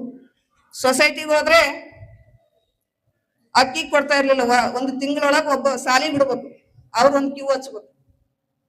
ನಾನು ಇನ್ಕಮ್ ಕಾಸ್ಟ್ ಸರ್ಟಿಫಿಕೇಟ್ಗೆ ಇಲ್ಲಿ ತಹಸೀಲ್ದಾರ್ ಏನಿದ್ದಾರ ನನಗೆ ಕೇಳಕ್ ಹೋದಾಗ, ಅವ್ರು ನೀವು ಶೆಟ್ರು, ನಿಮಗೆ ಅದಕ್ಕೆ ಬೇಕು, ನೀವು ಶ್ರೀಮಂತರು ಅಂತಂದ್ರು. ನಮ್ಮ ಹಿನ್ನೆಲೆ ಏನು ನೋಡಿರ್ಲಿಲ್ಲ, ಆದ್ರೂ ಆ ಜಾತಿ ಮೇಲೆ ಅಳಿತಕ್ಕಂಥ ಪದ್ಧತಿ. ಇಂಥವುಗಳನ್ನೆಲ್ಲ ನೋಡಿ ನೋಡಿ ನೋಡಿ ನನಗೇನು ಅನಿಸ್ತು, ಒಂದಲ್ಲ ಒಂದಿನ ನಾನು ಕೂಡ ಆಫೀಸರ್ ಆಗ್ಬೇಕು, ಓದ್ಬೇಕು, ಹಣ ಸಂಪಾದನೆ ಮಾಡ್ಬೇಕು, ಒಂದು ಉನ್ನತ ಸ್ಥಾನದಲ್ಲಿ ಹೋಗ್ಬೇಕು ಅನ್ನೋದು ಅವಾಗ ನನಗೆ ತುಡಿತಾ ಇತ್ತು. ಅದನ್ನ ನಾನು ಒಬ್ಬ ಸರ್, ನನಗೆ ಒಬ್ಬ ಗುರುಗಳು ಸಿಕ್ಕರು. ಆ ಗುರುಗಳು, ನೀನ್ ಯಾವುದೇ ಮಾಡಿದ್ರು ದುಡಿದು ಮೇಲ್ ಬರಕ್ ಸಾಧ್ಯ ಇಲ್ಲಮ್ಮ, ವಿದ್ಯೆ ಒಂದೇ ನಿನಗೆ ದಾರಿ, ಆ ಶಿಕ್ಷಣ ಪಡೆದು ಬಿಟ್ರೆ ನೀನು ಎಲ್ಲ ಸಕಲ ಸಂಪತ್ತು ನಿನ್ ಮುಂದೆ ಬರುತ್ತೆ ಅಂತ ಹೇಳಿದ ಒಂದು ಮಾತು. ಸಮಾಜದ ಹಿಂದೆ ನೀನು ಹೋಗಬೇಡ, ಸಮಾಜ ಹಂಗಂತ ತಿಂಗಂತ, ಸಮಾಜ ನಿನ್ನ ಹಿಂದೆ ಬರುವಂತೆ ಮಾಡು ಅಂತ ಒಬ್ಬ ಸರ್ ನನಗೆ ಹೇಳಿದ್ರು. ಅವತ್ತಿನ ಆ ಮಾತು ಇವತ್ತಿನವರೆಗೂ ನನ್ನ ಜೀವನದಲ್ಲಿ ಅಳವಡಿಸ್ಕೊಂಡಿದ್ದೀನಿ. ಅದೇ ಅವರ ಒಂದು ಮಾತು ನನಗೆ ಈ ಮಟ್ಟಕ್ಕೆ ಬಂದು ನಿಮ್ಮಂತ ಒಂದು 100 ಜನಕ್ಕೆ ಹೇಳೋವಷ್ಟು ನನಗೆ ಸ್ಫೂರ್ತಿ ಕೊಟ್ಟಂತ ಮಾತು. ನಂತರ ಇನ್ನೂ ಒಂದು, ನಾವು ಓದಿದೆ, ಏನೋ ಅಷ್ಟಪುಷ್ಟ ಸ್ವಲ್ಪ ಹಣ ಸಂಪಾದನೆ ಮಾಡಕ್ ಸ್ಟಾರ್ಟ್ ಮಾಡಿದೆ. ಅವಾಗ ಒಂದು ಇತ್ತು, ಅಕ್ಕ ತಂಗಿಯಂದ್ರು ದೊಡ್ಡಕ್ಕಿದ್ ಮದುವೆ ಆದ್ಮೇಲೆ ಸಣ್ಣಕ್ಕಿದ್ ಮದುವೆ ಆಗ್ತದೆ, ಹೌದಲ್ವಾ? ಎಲ್ಲ ನಾವು ಹೋಗ್ಲಿ ದೊಡ್ಡವರಾದ್ಮೇಲೆ ಸೀರಿಯಲ್ ಪ್ರಕಾರ ಸಣ್ಣವ್ರ ಪ್ರಕಾರ ಬರ್ತದೆ. ನಾನೇ ದೊಡ್ಡವಳು, ನನ್ನಿಂದ 4 ಜನ ಹೆಣ್ಮಕ್ಳು. ಇದು ಒಂದು ಕಷ್ಟ ಅಡ್ಡ ಬರಕತ್ತಿತ್ತು. ನನಗಿನ್ನ ಸರಿಯಾದ ಜಾಬ್ ಇಲ್ಲ, ಏನೋ ಸಣ್ಣದೊಂದು 2-3 ಸಾವಿರ ರೂಪಾಯಿ ದುಡಿತಾ ಇದ್ದೆ. ಆಗ ಸಮಾಜ ಮತ್ತೆ ನನಗೊಂದು ಸಮಸ್ಯೆ ಸವಾಲು ಹೊಡಿತು. ಏನ್ ಮಾಡ್ಬೇಕಪ್ಪ, ಈ ದಿನ ನಾನು ಏನು ಓದ್ಬೇಕಂತೀನಿ, ಅದೇನು ಮಾಡ್ಬೇಕಂತೀನಿ, ನನ್ ಮದ್ವೆ ಮಾಡ್ಬೇಕಂತ ಅಮ್ಮ ಮನೆಗೆ ಹೋದ್ರು ಕುಡ್ಸೋದು. ಅಪ್ಪ ನೋಡ್ರೆ ಅಷ್ಟಿಷ್ಟು ಸಪೋರ್ಟ್ ಮಾಡ್ತಿದ್ರು ಅವ್ರ ಮುಂದೆ. ನಂತರ ಅಮ್ಮ ದೊಡ್ಡಕ್ಕಿಂತ ಸಣ್ಣಕ್ಕಿಂತ ಮದ್ವೆ ಮಾಡಬಾರ್ದು, ಇದೆಲ್ಲ ಸರಿ ಆಗೋದಿಲ್ಲ, ಮುಂದೆ ಜೀವನ ಹಾಳಾಗ್ತತಿ, ಹಂಗ ಹಿಂಗಂತ ಅನ್ನೋರು. ಅದನ್ನು ಒಂದು ಸವಾಲ್ ತಗೊಂಡೆ ನಾನು. 3 ಜನ ತಂಗಿಯಂದ್ರ ಮದುವೆ ಮಾಡಿ ಆಮೇಲೆ ನಾನು ಮದುವೆ ಮಾಡ್ಕೊಂಡೆ. ಅಲ್ಲಿಗೆ ನನಗೆ 30 ವರ್ಷ ಆಗ್ಬಿಡ. ಆಮೇಲೆ ಮತ್ತೆ ಸವಾಲು ಬಂದು 30 ವರ್ಷ ಆದ್ಮೇಲೆ ಯಾವ ಮಕ್ಕಳು ಹುಡ್ತಾವ, ಇದಕ್ಕೇನ್ ಮಕ್ಕಳಾಗ್ತಾವ ಅಂತಂತಾರೆ. ಎಲ್ಲ ಸಮಾಜ ಅನ್ನೋದಲ್ಲ ಇಂಥವೆಲ್ಲ. ಆವಾಗೂ ಕೂಡ ಇಂಜಿನಿಯರ್ ನಾನು ಏನೋ ಒಟ್ಟು ಓದ್ತಾ ಇದೀನಿ, ಆದ್ರೂ ಬಂತು ಮದುವೆನೇ ಆಗ್ಬಾರ್ದು ಅಂತ ಅನ್ಕೊಂಡೆ. ಮದುವೆ ಆಯ್ತು, ಮಕ್ಕಳು ಆಗೋದಿಲ್ಲ ಅಂತ ಜನ ಎಲ್ಲ ಆಡ್ಕೋತಾರಲ್ಲ, ಏನ್ ಮಾಡ್ಬೇಕು ಅಂತ 2 ಮಕ್ಕಳನ್ನು ದೇವ್ರ ದಯ ಪಾಲಿಸಿದ. ಅವತ್ತ ಕಷ್ಟ ಮನೆಗೆ ಹೆಣ್ಮಗಳು ಮನೆಗೆ ಆಗೋದಿಲ್ಲ, ಕೊಟ್ಟ ಗಂಡ ಮನೆಗೆ ಹೋಗಿ ಹೆಲ್ಪ್ ಆಗ್ತತಿ ಅಂತ ನಮ್ಮ ತಾಯಿ ಅಂತ ಇದ್ಲು. ಆದ್ರೆ ಇವತ್ತಿನ ದಿನ ಕೊಟ್ಟ ಮನೆಗೂ ಮೆಟ್ಟಿದ ಮನೆಗೂ ಎರಡನ್ನೂ ಸಮಾನಾಂತರವಾಗಿ ನೋಡಿ ಇವತ್ತಿನ ದಿನ 4 ಮಕ್ಕಳನ್ನ, 2 ಡಾಕ್ಟ್ರು 2 ಇಂಜಿನಿಯರ್ಗಳನ್ನಾಗಿ ನಾನು ಸಮಾಜಕ್ಕೆ ಬಿಡ್ತಾ ಇದ್ದೀನಿ. ಅದಕ್ಕೆ ಯಾವ ತಂದೆ ತಾಯಿ ಆಗ್ಲಿ, ಅಪ್ಪ ಕೊಟ್ಟಂತ ಧೈರ್ಯ ಇವತ್ತು ನನ್ನ ಕೆಲಸಕ್ಕೆ ಯೂಸ್ ಆಯ್ತು. ಅಮ್ಮ ಕೊಟ್ಟಂತ ಸಂಸ್ಕಾರ ನನ್ನ ಬಾಳಿಗೆ ಬೆಳಕಾಯ್ತು. ಅದಕ್ಕಾಗಿ ತಂದೆ ತಾಯಿಗಳು ನಾವ್ ಹೆಂಗ ಮಕ್ಕಳಿಗೆ ಪಾಠ ಮಾಡ್ತೀವಿ ಅದು ಜೀವನ ಪರ್ಯಂತ ನಮಗೆ ನೆರಳಾಗಿರ್ತವೆ ಅನ್ನೋದಕ್ಕೆ ಇವತ್ತ ನಾನು ಒಂದು ನಿದರ್ಶನ ಆಗಿದ್ದೀನಿ. ಈ ಸಂದರ್ಭದಲ್ಲಿ ಹೇಳಲಿಕ್ಕೆ ಇಷ್ಟೆಲ್ಲ ನನ್ನ ಕಥೆಯನ್ನು ಕೇಳಿದಕ್ಕಾಗಿ ತಮಗೂ ಎಲ್ಲರಿಗೂ ನನ್ನ ಹೃತ್ಪೂರ್ವಕ ವಂದನೆಗಳು. ಒಂದಲ್ಲ ಒಂದು ನನಗೆ ಶಕ್ತಿಗೆ ಅನುಸಾರವಾಗಿ ನಾನು ಕೂಡ ಮೇಲಕ್ಕೇರಿ ಈಗ ತಾಯಿ ಸ್ಥಾನಕ್ಕೆ ಬಂದು ಮತ್ತೆ ಮಕ್ಕಳನ್ನ ಬೆಳೆಸಿ ಅವ್ರ ಸಮಾಜದಲ್ಲಿ ನಿಲ್ಲಿಸ್ಬೇಕನ್ನೋ ಆಸೆ ಹೊತ್ತು ನಾನು ಇಲ್ಲಿ ತಮ್ಮ ಮುಂದೆ ಕಣ್ಮುಂದಿದ್ದೀನಿ. ಇವತ್ತಿನ ದಿನ ಅಂತಾರಾಷ್ಟ್ರೀಯ ಮಹಿಳಾ ದಿನಾಚರಣೆಯ ಅಂಗವಾಗಿ ತಾವೆಲ್ಲರೂ ಕಿವಿಗೊಟ್ಟು ಮನಸ್ಸಿಟ್ಟು ಇವತ್ತು ಬಂದಿದ್ದಕ್ಕಾಗಿ ತಮ್ಮೆಲ್ಲರಿಗೂ ವೇದಿಕೆ ಮೇಲೆ ಇದ್ದಂತ ಎಲ್ಲರಿಗೂ ವಂದಿಸಿ ನನ್ನ ಮಾತನ್ನು ಮುಗಿಸ್ತಾ ಇದ್ದೀನಿ. ಮುಂದೆ ಬರಬೇಕೆಂದು ಉದಾಹರಣೆ ಕೊಟ್ಟಂತ ವಿಜಯಲಕ್ಷ್ಮಿ ಮೇಡಮ್ ಅವರಿಗೆ ಧನ್ಯವಾದಗಳು. ಒಳ್ಳೆ ದಿನ ಶುಭಾಶಯಗಳನ್ನು ಎಲ್ಲರಿಗೆ ನಾವು ನಮಸ್ಕರಿಸುತ್ತಾ, ನಮ್ಮ ಕಾಂತ ಮೇಡಮ್ ಅವರು 2 ಮಾತಾಡ ಅಂತಂದೇಳಿ ನಮಗೆ ಮಾತಾಡ್ಲಿಕ್ಕೆ ಅವಕಾಶ ಕೊಟ್ಟಾರ. ಮಹಿಳಾ ದಿನಾಚರಣೆ ಅಂದ್ರೆ ಏನು? ಮಹಿಳೆಯರು ನಮ್ಮ ಸಂಕಟ, ನಾವು ಹೆಂಗ್ ಹುಟ್ಟಿದ್ವಿ, ಹೆಂಗ್ ಬೆಳೆದ್ವಿ, ಎಲ್ಲಿಂದ ಎಲ್ಲಿಗೆ ಬಂದ್ವಿ ಅಂತ ಸಾವಿತ್ರಿ ಜ್ಯೋತಿ ಬಾಪುಲೆಯರು ಕಲಿಸಿಕೊಟ್ಟಂತ ಇದು ಮಹಿಳಾ ದಿನಾಚರಣೆ. ಈ ಮಹಿಳಾ ದಿನಾಚರಣೆ ನಮ್ದು ಸಹಾಯ ಹೊತ್ತಿಗೆ ಆದ್ರೂ ಸಹಾಯ ಕಾಲಕ್ಕಾದ್ರೂ ನಮ್ ದುಡಿಯೋದ್ ತಪ್ಪಲ್ಲ. ನಾವು ಬಡವರು, ನಾವು ದುಡಿಬೇಕು, ಬದುಕಬೇಕು ಅಂತೇಳಿ ದುಡಿದು ಬದುಕಂತಾನೆ ನಮ್ಮ ಕುಟುಂಬವನ್ನು ಸಾಗಿಸುತ್ತಾ ನಾವು ಮುಂದೆ ಬರ್ಬೇಕು. ಹೆಣ್ಮಕ್ಳು ಮುಂದೆ ಬರ್ಬೇಕು. ಆ ಮಹಿಳಾ ದಿನಾಚರಣೆ ಸಾವಿತ್ರಿ ಬಾಪುಲೆ ಹೆಂಗ ಮುಂದೆ ತಗೊಂಬಂದ್ಲು, ಈ ಮಹಿಳೆಯರಿಗೆ ನ್ಯಾಯ ಕೊಡಿಸ್ಬೇಕು. ಈ ಮಹಿಳೆಯರನ್ನ ಹಿಂದಕ್ ಹಾಕ್ತಾರ ಬ್ರಿಟಿಷರು, ಆ ಬ್ರಿಟಿಷರ್ನ ಹೆಂಗ್ ಹಿಂದಕ್ ಸರಿಸಿ ನಾನು ಮುಂದೆ ಬಂದು ನಮ್ಮ ಮಹಿಳೆಯರಿಗೆ ನ್ಯಾಯ ಕೊಡಿಸ್ಬೇಕು, ನಮ್ಮ ಮಹಿಳೆಯರಿಗೆ ವಿದ್ಯೆ ಕೊಡಿಸ್ಬೇಕು, ಬುದ್ಧಿ ಕೊಡಿಸ್ಬೇಕು ಅಂತೇಳಿ ನಮ್ಮ ಸಾವಿತ್ರಿ ಬಾಪುಲೆಯರು ಎಣ್ಣೆ ಉಗ್ಗಿದ್ರೆ ಉಗ್ಸ್ಕೊಂಡು, ಅವ್ರಿಗೆ ಅನುಮಾನ ಮಾಡಿದ್ರೆ ಮಾಡಿಸ್ಕೊಂಡು ಮುಂದೆ ಒಂದು ಹೆಜ್ಜೆ ಇಟ್ಟದ್ದು ಹಿಂದಕ್ ತರಲಾರ್ದಂಗ ನಮ್ಮ ಸಾವಿತ್ರಿ ಬಾಪುಲೆಯರು ನಮ್ಮ ಹೆಣ್ಮಕ್ಳಿಗೆ ಒಂದು ವಿದ್ಯೆ, ಒಂದು ಸ್ಥಾನ ಕೊಟ್ರು. ಅವರು ಯಾವ ಸ್ಥಾನದಲ್ಲಿ ಅವ್ರು ನಡೆದ್ರು ಅದೇ ಸ್ಥಾನದಲ್ಲಿ ಅವ್ರು ಮಾಡಿದ್ದು ಮಾರ್ಗ, ಆ ದಾರಿ ಹಿಡ್ಕೊಂಡು ನಾವು ನಮ್ಮ ಮಕ್ಕಳು ಓದಿಸ್ಬೇಕು, ಬುದ್ಧಿವಂತರು ಮಾಡ್ಬೇಕು. ನಾವು ಮಾಡಿದ್ದಿದ್ದೆ ಅವ್ರಿಗೆ ಮಾಡಕ್ ಹಚ್ಬಾರ್ದು ಅಂತೇಳಿ ನಾವು ಮಹಿಳೆಯರು ಬುದ್ಧಿ ಕಲ್ಕೊಂಡು ನಮ್ಮ ಮಕ್ಕಳು ಓದಿಸ್ಬೇಕಲ್ಲ, ವಿದ್ಯಾವಂತರು ಮಾಡ್ಬೇಕು, ಬುದ್ಧಿವಂತರು ಮಾಡ್ಬೇಕು ಅಂತೇಳಿ ಎಲ್ಲ ಸಾಮಾಜಿಕ ಜನರು ತಲೆಯಲ್ಲಿ ಇಟ್ಕೊಂಡು ಮಕ್ಕಳು ವಿದ್ಯಾವಂತರು ಮಾಡೋದ್ ಕಲಿಬೇಕು. ಅವ್ರ ಮಗ ಓದ್ಯಾನ, ನನ್ ಮಗ ಓದವಲ್ಲ ಅಂತ ಹೊಟ್ಟೆ ಕಿಚ್ಚು ಪಡಿಬಾರ್ದು. ವಿದ್ಯಾವಂತರು ಮಾಡಕ್ ಮುಂದೆ ಬರ್ಬೇಕು ಮಕ್ಕಳ. ಅದು ಒಂದು ಆಡದ ತಾಯಿ ಮಹಿಳೆ ಅವಳು ಹೊಟ್ಟೆಗೆ ಉಕ್ಕಿ ಬರ್ಬೇಕು. ಮಕ್ಕಳು ಓದಿಸ್ಬೇಕಲ್ಲ, ನಮ್ಮ ಮಕ್ಕಳು ಮುಂದೆ ಬರ್ಬೇಕು, ನಾವು ವಿದ್ಯಾವಂತರ ಆಗ್ಬೇಕು. ನಾವು ವಿದ್ಯಾವಂತರ ಇಲ್ಲಕ್ಕಲ್ಲ, ಮೊಮ್ಮಕ್ಕಳು ವಿದ್ಯಾವಂತರ ಆಗ್ಬೇಕು. ನಾವು ಮಹಿಳೆಯರದು ಸ್ಥಾನಕ್ಕೆ ನಿಂತು ಬೆಳಿಬೇಕು ಅಂತೇಳಿ ನಮ್ಮ ಹೊಟ್ಟೆಗೆ ಒಂದು ಬರ್ಬೇಕು. ಬಂದ್ರ ಅವಳು ಮಹಿಳೆ, ಗಂಡ್ಮಗ ದುಡ್ದಾಗ್ತಾನ, ಹೊರಗೆ ಹೋಗ್ತಾನ, ಅದನ್ನ ಮಾಡೋಳು ಮನೆ ಸಾಗ್ಸಂತಕ್ಕಿ ಮಹಿಳೆ, ಮಕ್ಕಳ ನೋಡಂತಕ್ಕಿ ಮಹಿಳೆ. ಮೊನ್ನೆ ನೀರಿಗೆ ಬಿದ್ದು ಸತ್ರು 2 ಮಕ್ಕಳು. ಆ ಮಹಿಳೆ ಹೊಟ್ಟೆಗ ಏನೇನು ಉಕ್ಕಿ ಬರ್ತೈತೋ, ಹೆಂಗ ಕಷ್ಟ ಪಡಿತಾಳು ಆ ಮಹಿಳೆಗೆ ಗೊತ್ತು. ಅವನು ಗಂಡ್ಮಗ ತಂದೆ, ಅವನೇನು 3 ದಿವಸ ಅತ್ತ ಹೊರಗೋದ. ಆ ಮಹಿಳೆಗೆ ಸಂಕಟ ಹೆಂಗಿರ್ತೈತೆ ಎಂಬುದು ಆ ಮಕ್ಕಳ ಕಳ್ಕೊಂಡಂತ ತಾಯಿ, ಆಕೆ ಹೆಂಗ್ ಸಂಕಟ ಪಡಿತಾಳ ಹೆಂಗಿಲ್ಲ ಆ ಮಹಿಳೆ ತಾಯಿಗೆ ಗೊತ್ತದ. ಆ ಸಂಕಟ ಪಡಿಬಾರ್ದಂದ್ರೆ ಮಕ್ಕಳಿಗೆ ವಿದ್ಯೆ ಹೇಳಿ, ಬುದ್ಧಿ ಹೇಳಿ, ಬುದ್ಧಿವಂತರ ಮಾಡಿ. ಈಗಿನ ಮಕ್ಕಳು ತಂದೆ ತಾಯಿ ಮಾತು ಕೇಳಾರ್ದಂತ ಮಕ್ಕಳು ಹುಟ್ಟ್ಯಾರ. ನಾನಂತಲ್ಲ, ಇನ್ನೊಬ್ರ ಮಕ್ಕಳಂತಲ್ಲ, ನಮ್ಮ ಮಕ್ಕಳಂತಲ್ಲ.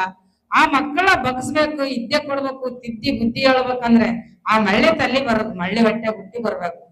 ಆ ಬುದ್ಧಿ ಮಕ್ಕಳಿಗೆ ಕಲಿಸಂತ ತಾಯಿ ಮಹಿಳೆನೆ. ಆ ಮಹಿಳೆ ಮಕ್ಕಳಿಗೆ ಬುದ್ಧಿ ಕಲಿಸಿ, ವಿದ್ಯೆ ಕಲಿಸಿ ವಿದ್ಯಾವಂತರ ಮಾಡಾಕಿ. ನಾನು ಒಂದು ಮಹಿಳೆ, ನನ್ನ ಹೊಟ್ಟೆಲೆ 3 ಹೆಣ್ಣು, ಒಂದು ಕಾಲತ್ತೆ 2 ಹೆಣ್ಮಕ್ಳಿದಾರ. ನಮ್ಮ ಅಣ್ಣ ತಮ್ಮ ಇಡೀ 25 ವರ್ಷದಿಂದ ಎಲ್ಲಾರು ಇವ್ರು ಮಕ್ಕಳಿಗೆ ದುಡಿಯೋರಿಲ್ಲ, ಇವ್ರಿಗೆ ಯಾರು ಬಾನ ಹಾಕ್ಬೇಕಂತೇಳಿ ಬೇರೆ ಆಗ್ಬಿಟ್ಟು. ನಮ್ ತಂದೆ ತಾಯಿ, ನಮ್ ತಂದೆ ಕ್ಯಾನ್ಸರ್ ಬಂದ್ ಸತ್ತ, ನಮ್ ತಾಯಿ ಶುಗರ್ ಬಂದು 12 ವರ್ಷ ಒಡ್ರ ಕೆಲಸ ದುಡಿದು ನಾನು ಜಪನ ಮಾಡಿದೆ. ಅಲ್ಲಲ್ಲಿಂದ ಇಲ್ಲಿವರೆಗೆ ದಲಿತರ ಸಂಘ ಸೇರಿದ್ವಿ, ದೇವದಾಸಿ ಸಂಘ ಸೇರ್ಕೊಂಡು ಅವ್ರಗಳು ಹೋರಾಟ ಮಾಡಿ, ಅಣ್ಣ ನಮಗ್ ಕಾಗದ ಪತ್ರ ಇಲ್ಲ, ನಾ ಏನ್ ಮಾಡ್ಬೇಕು, ನಮ್ ಎದೆಯಾಗ ಆಂಬ ಅಕ್ಷರ ಇಲ್ಲ ಅಂತ ಕೇಳಿದ್ರ, ಏನ್ ಗಡ್ಡಾಗತ್ ಮಾಯಮ್ಮ, ಬಾ ನೀನ್ ದಲಿತ ಸಂಘ ಸೇರು, ದೇವದಾಸಿ ಸಂಘ ಸೇರು, ನೀನ್ ಕಾಗದ ಪತ್ರ ಅಲ್ಲ, ನೀನ್ ಇದ್ದಲ್ಲಿಗೆ ಬರ್ತಾವ. ಯಾಕ ಅಣ್ಣ ತಮ್ಮಳು ಯಾರ ನೆಂಬೋಳ್ರಂತ ಯಾಕೆ ನೀನ್ ಕಣ್ಣೀರ್ ಹಾಕ್ತಿ? ನಿನ್ ಧೈರ್ಯನೇ ಕಾರಣ ಅಂತೇಳಿ ನಮ್ಮ ದೇವದಾಸಿ ಸಂಘದಾಗ ನಮ್ ನಿರ್ಪಾದ ಅಣ್ಣ ಹೇಳಿಕೊಟ್ಟ ನನಗೆ. ಬಾ ನೀನು ಮುಂದೆ ಬಂದ್ ಮಾಡಿಸಿಯ ಕಾಗದ ಪತ್ರ, ಆಧಾರ್ ಕಾರ್ಡ್ ಮಾಡಿಸಿಯ, ರೇಷನ್ ಕಾರ್ಡ್ ಮಾಡಿಸಿಯ, ಕಾಗದ ಪತ್ರ ಇಲ್ಲ ಅಣ್ಣ ಅಂತ ಅಳಂತ ಮಾತು ಹಿಂದಕ್ಕೆ ವಾಪಸ್ ತಕ್ಕ ಅಂತೇಳಿ ನಮ್ಮ ಕುಷ್ಟಿ ನಾಗರಾಜ, ನಮ್ಮ ಹುಲಿಗೆಮ್ಮ ಅಧ್ಯಕ್ಷ ಅಂತೇಳಿ ದೇವದಾಸಿ ಧೈರ್ಯ ಕೊಟ್ರು ನಮಗೆ. ಅವ್ರ ಧೈರ್ಯದಿಂದ ನಾನೊಂದ್ ಹೆಣ್ಮಗಳು, ನನ್ನ ಎದೆಯಾಗ ಆಂಬ ಅಕ್ಷರ ಇಲ್ಲ, ಮುಂದೆ ಹೋದ್ರೆ ಒಂದ್ ಕಾಗದಾಗ ಬರ್ಕೊಡ್ರಿ ಸಾರ, ಅದನ್ನ ತಗೊಂಡೋಗಿ ನಾನ್ ಕಾಗದ ಮಾಡಿಸ್ತೀನಿ ಸಾರ್, ಒಂದ್ ಕಾಗದಾಗ ಬರ್ಕೊಡ್ರಿ ಅಂತ ಕೇಳ್ತಿದ್ದೆ. ಕೇಳಿ ಮುಂದಕ್ಕೆ ಹೋಗಿ ನಮ್ಮ ಮಕ್ಕಳಿಗೆ ಆಧಾರ್ ಕಾರ್ಡ್ ಮಾಡಿಸ್ಕೊಂಡೆ, ನನ್ನ ಹೊಟ್ಟೆಲ್ ಗಂಡ ಮಕ್ಕಳಿಲ್ಲ, ರೇಷನ್ ಕಾರ್ಡ್ ಮಾಡಿಸ್ಕೊಂಡೆ. ಈಗ ಅದೆಲ್ಲ ಬುದ್ಧಿ ಕಲ್ತು ಒಂದ್ ಎತ್ತಿತ್ತಲ್ಲಿ ನಾನು ದುಡಿತಿದ್ದೆ, ಪಾಪಣ್ಣ ನಾಯ್ಕ ಅಂತ ಹೇಳಿ. ಅಣ್ಣ ನಾವು ದುಡ್ದು ಎಲ್ಲಿ ಮಠ ದುಡಿಯೋಣ, ಮೂರ್ ಅಂತ ಸ್ಪೀಡಿಂಗ್ ಹತ್ಬೇಕು, ನಮ್ಗೆ ನ್ಯಾಯ ಕೊಡ್ಸಣ್ಣ. ಅಣ್ಣ ನೀನ್ ನನಗೊಂದ್ ಹೊಡಿಟ್ಟಿದ ಅಣ್ಣ ಅಂತೇಳಿ ನಾನು ಕೇಳಿದಾಗ, ತಂಗಿ ನೋಡಮ್ಮ, ನನ್ ಗಂಡ್ಮಗಾಗಿ ದುಡ್ದಿ, ಹೆಣ್ಮಗಳಾಗಿ ದುಡ್ದಿ, ಸಿಂಟನ್ ಚೀಲ ಹೊತ್ತು ಬದುಕಿ ನೀನು, ನಿನಗೊಂದ್ ನ್ಯಾಯ ಕೊಡಿಸ್ತ ನೀವು ಬರ್ರಿ ಅಂತ ಕರೆದ. ಆ ಪುಣ್ಯಾತ್ಮ ತೋರಿಸಿದ ದಾರ್ಯಾಗ ಈಗ ನಮಗ್ ತುತ್ತ ಅನ್ನ ಸಿಕ್ಕತ್ತೆ. ಈಗ ಅನ್ನ ಸಿಕ್ಕತ್ತೆ ಅಂತೇಳಿ ನಾವು ಖಾಲಿ ಹೊತ್ಕೊಂತ ಹೋದ್ರ ಮುಂದೊಂದ್ ದಿನ ನಮಗೆ ಅನ್ನ ಸಿಗಲ್ಲ. ಅವ್ರು ಆದಷ್ಟು ನಮಗೆ ಆ ಸಹಾಯ ಮಾಡಿದಾರ ನಾವು ನೆನೆಸಿ ಊಟ ಮಾಡ್ಬೇಕು. ಮಹಿಳೆಯರಂದ್ರೆ ಧೈರ್ಯ, ಮಹಿಳೆಯರಂದ್ರೆ ಮರಾದಿ, ಮಹಿಳೆಯರಂದ್ರೆ ಧೈರ್ಯ ಶಾನ್ವಾಗಿ ನಿಂತು ನಾವು ಮನೆ ಬೆಳೆಸ್ಬೇಕು. ಅದು ಮಹಿಳೆ ಒಟ್ಟಾಗ ಕೆಟ್ಟ ಭಾವನೆ ಇರಬಾರ್ದು, ಕೆಟ್ಟ ಕಲ್ಪನೆ ಇರಬಾರ್ದು.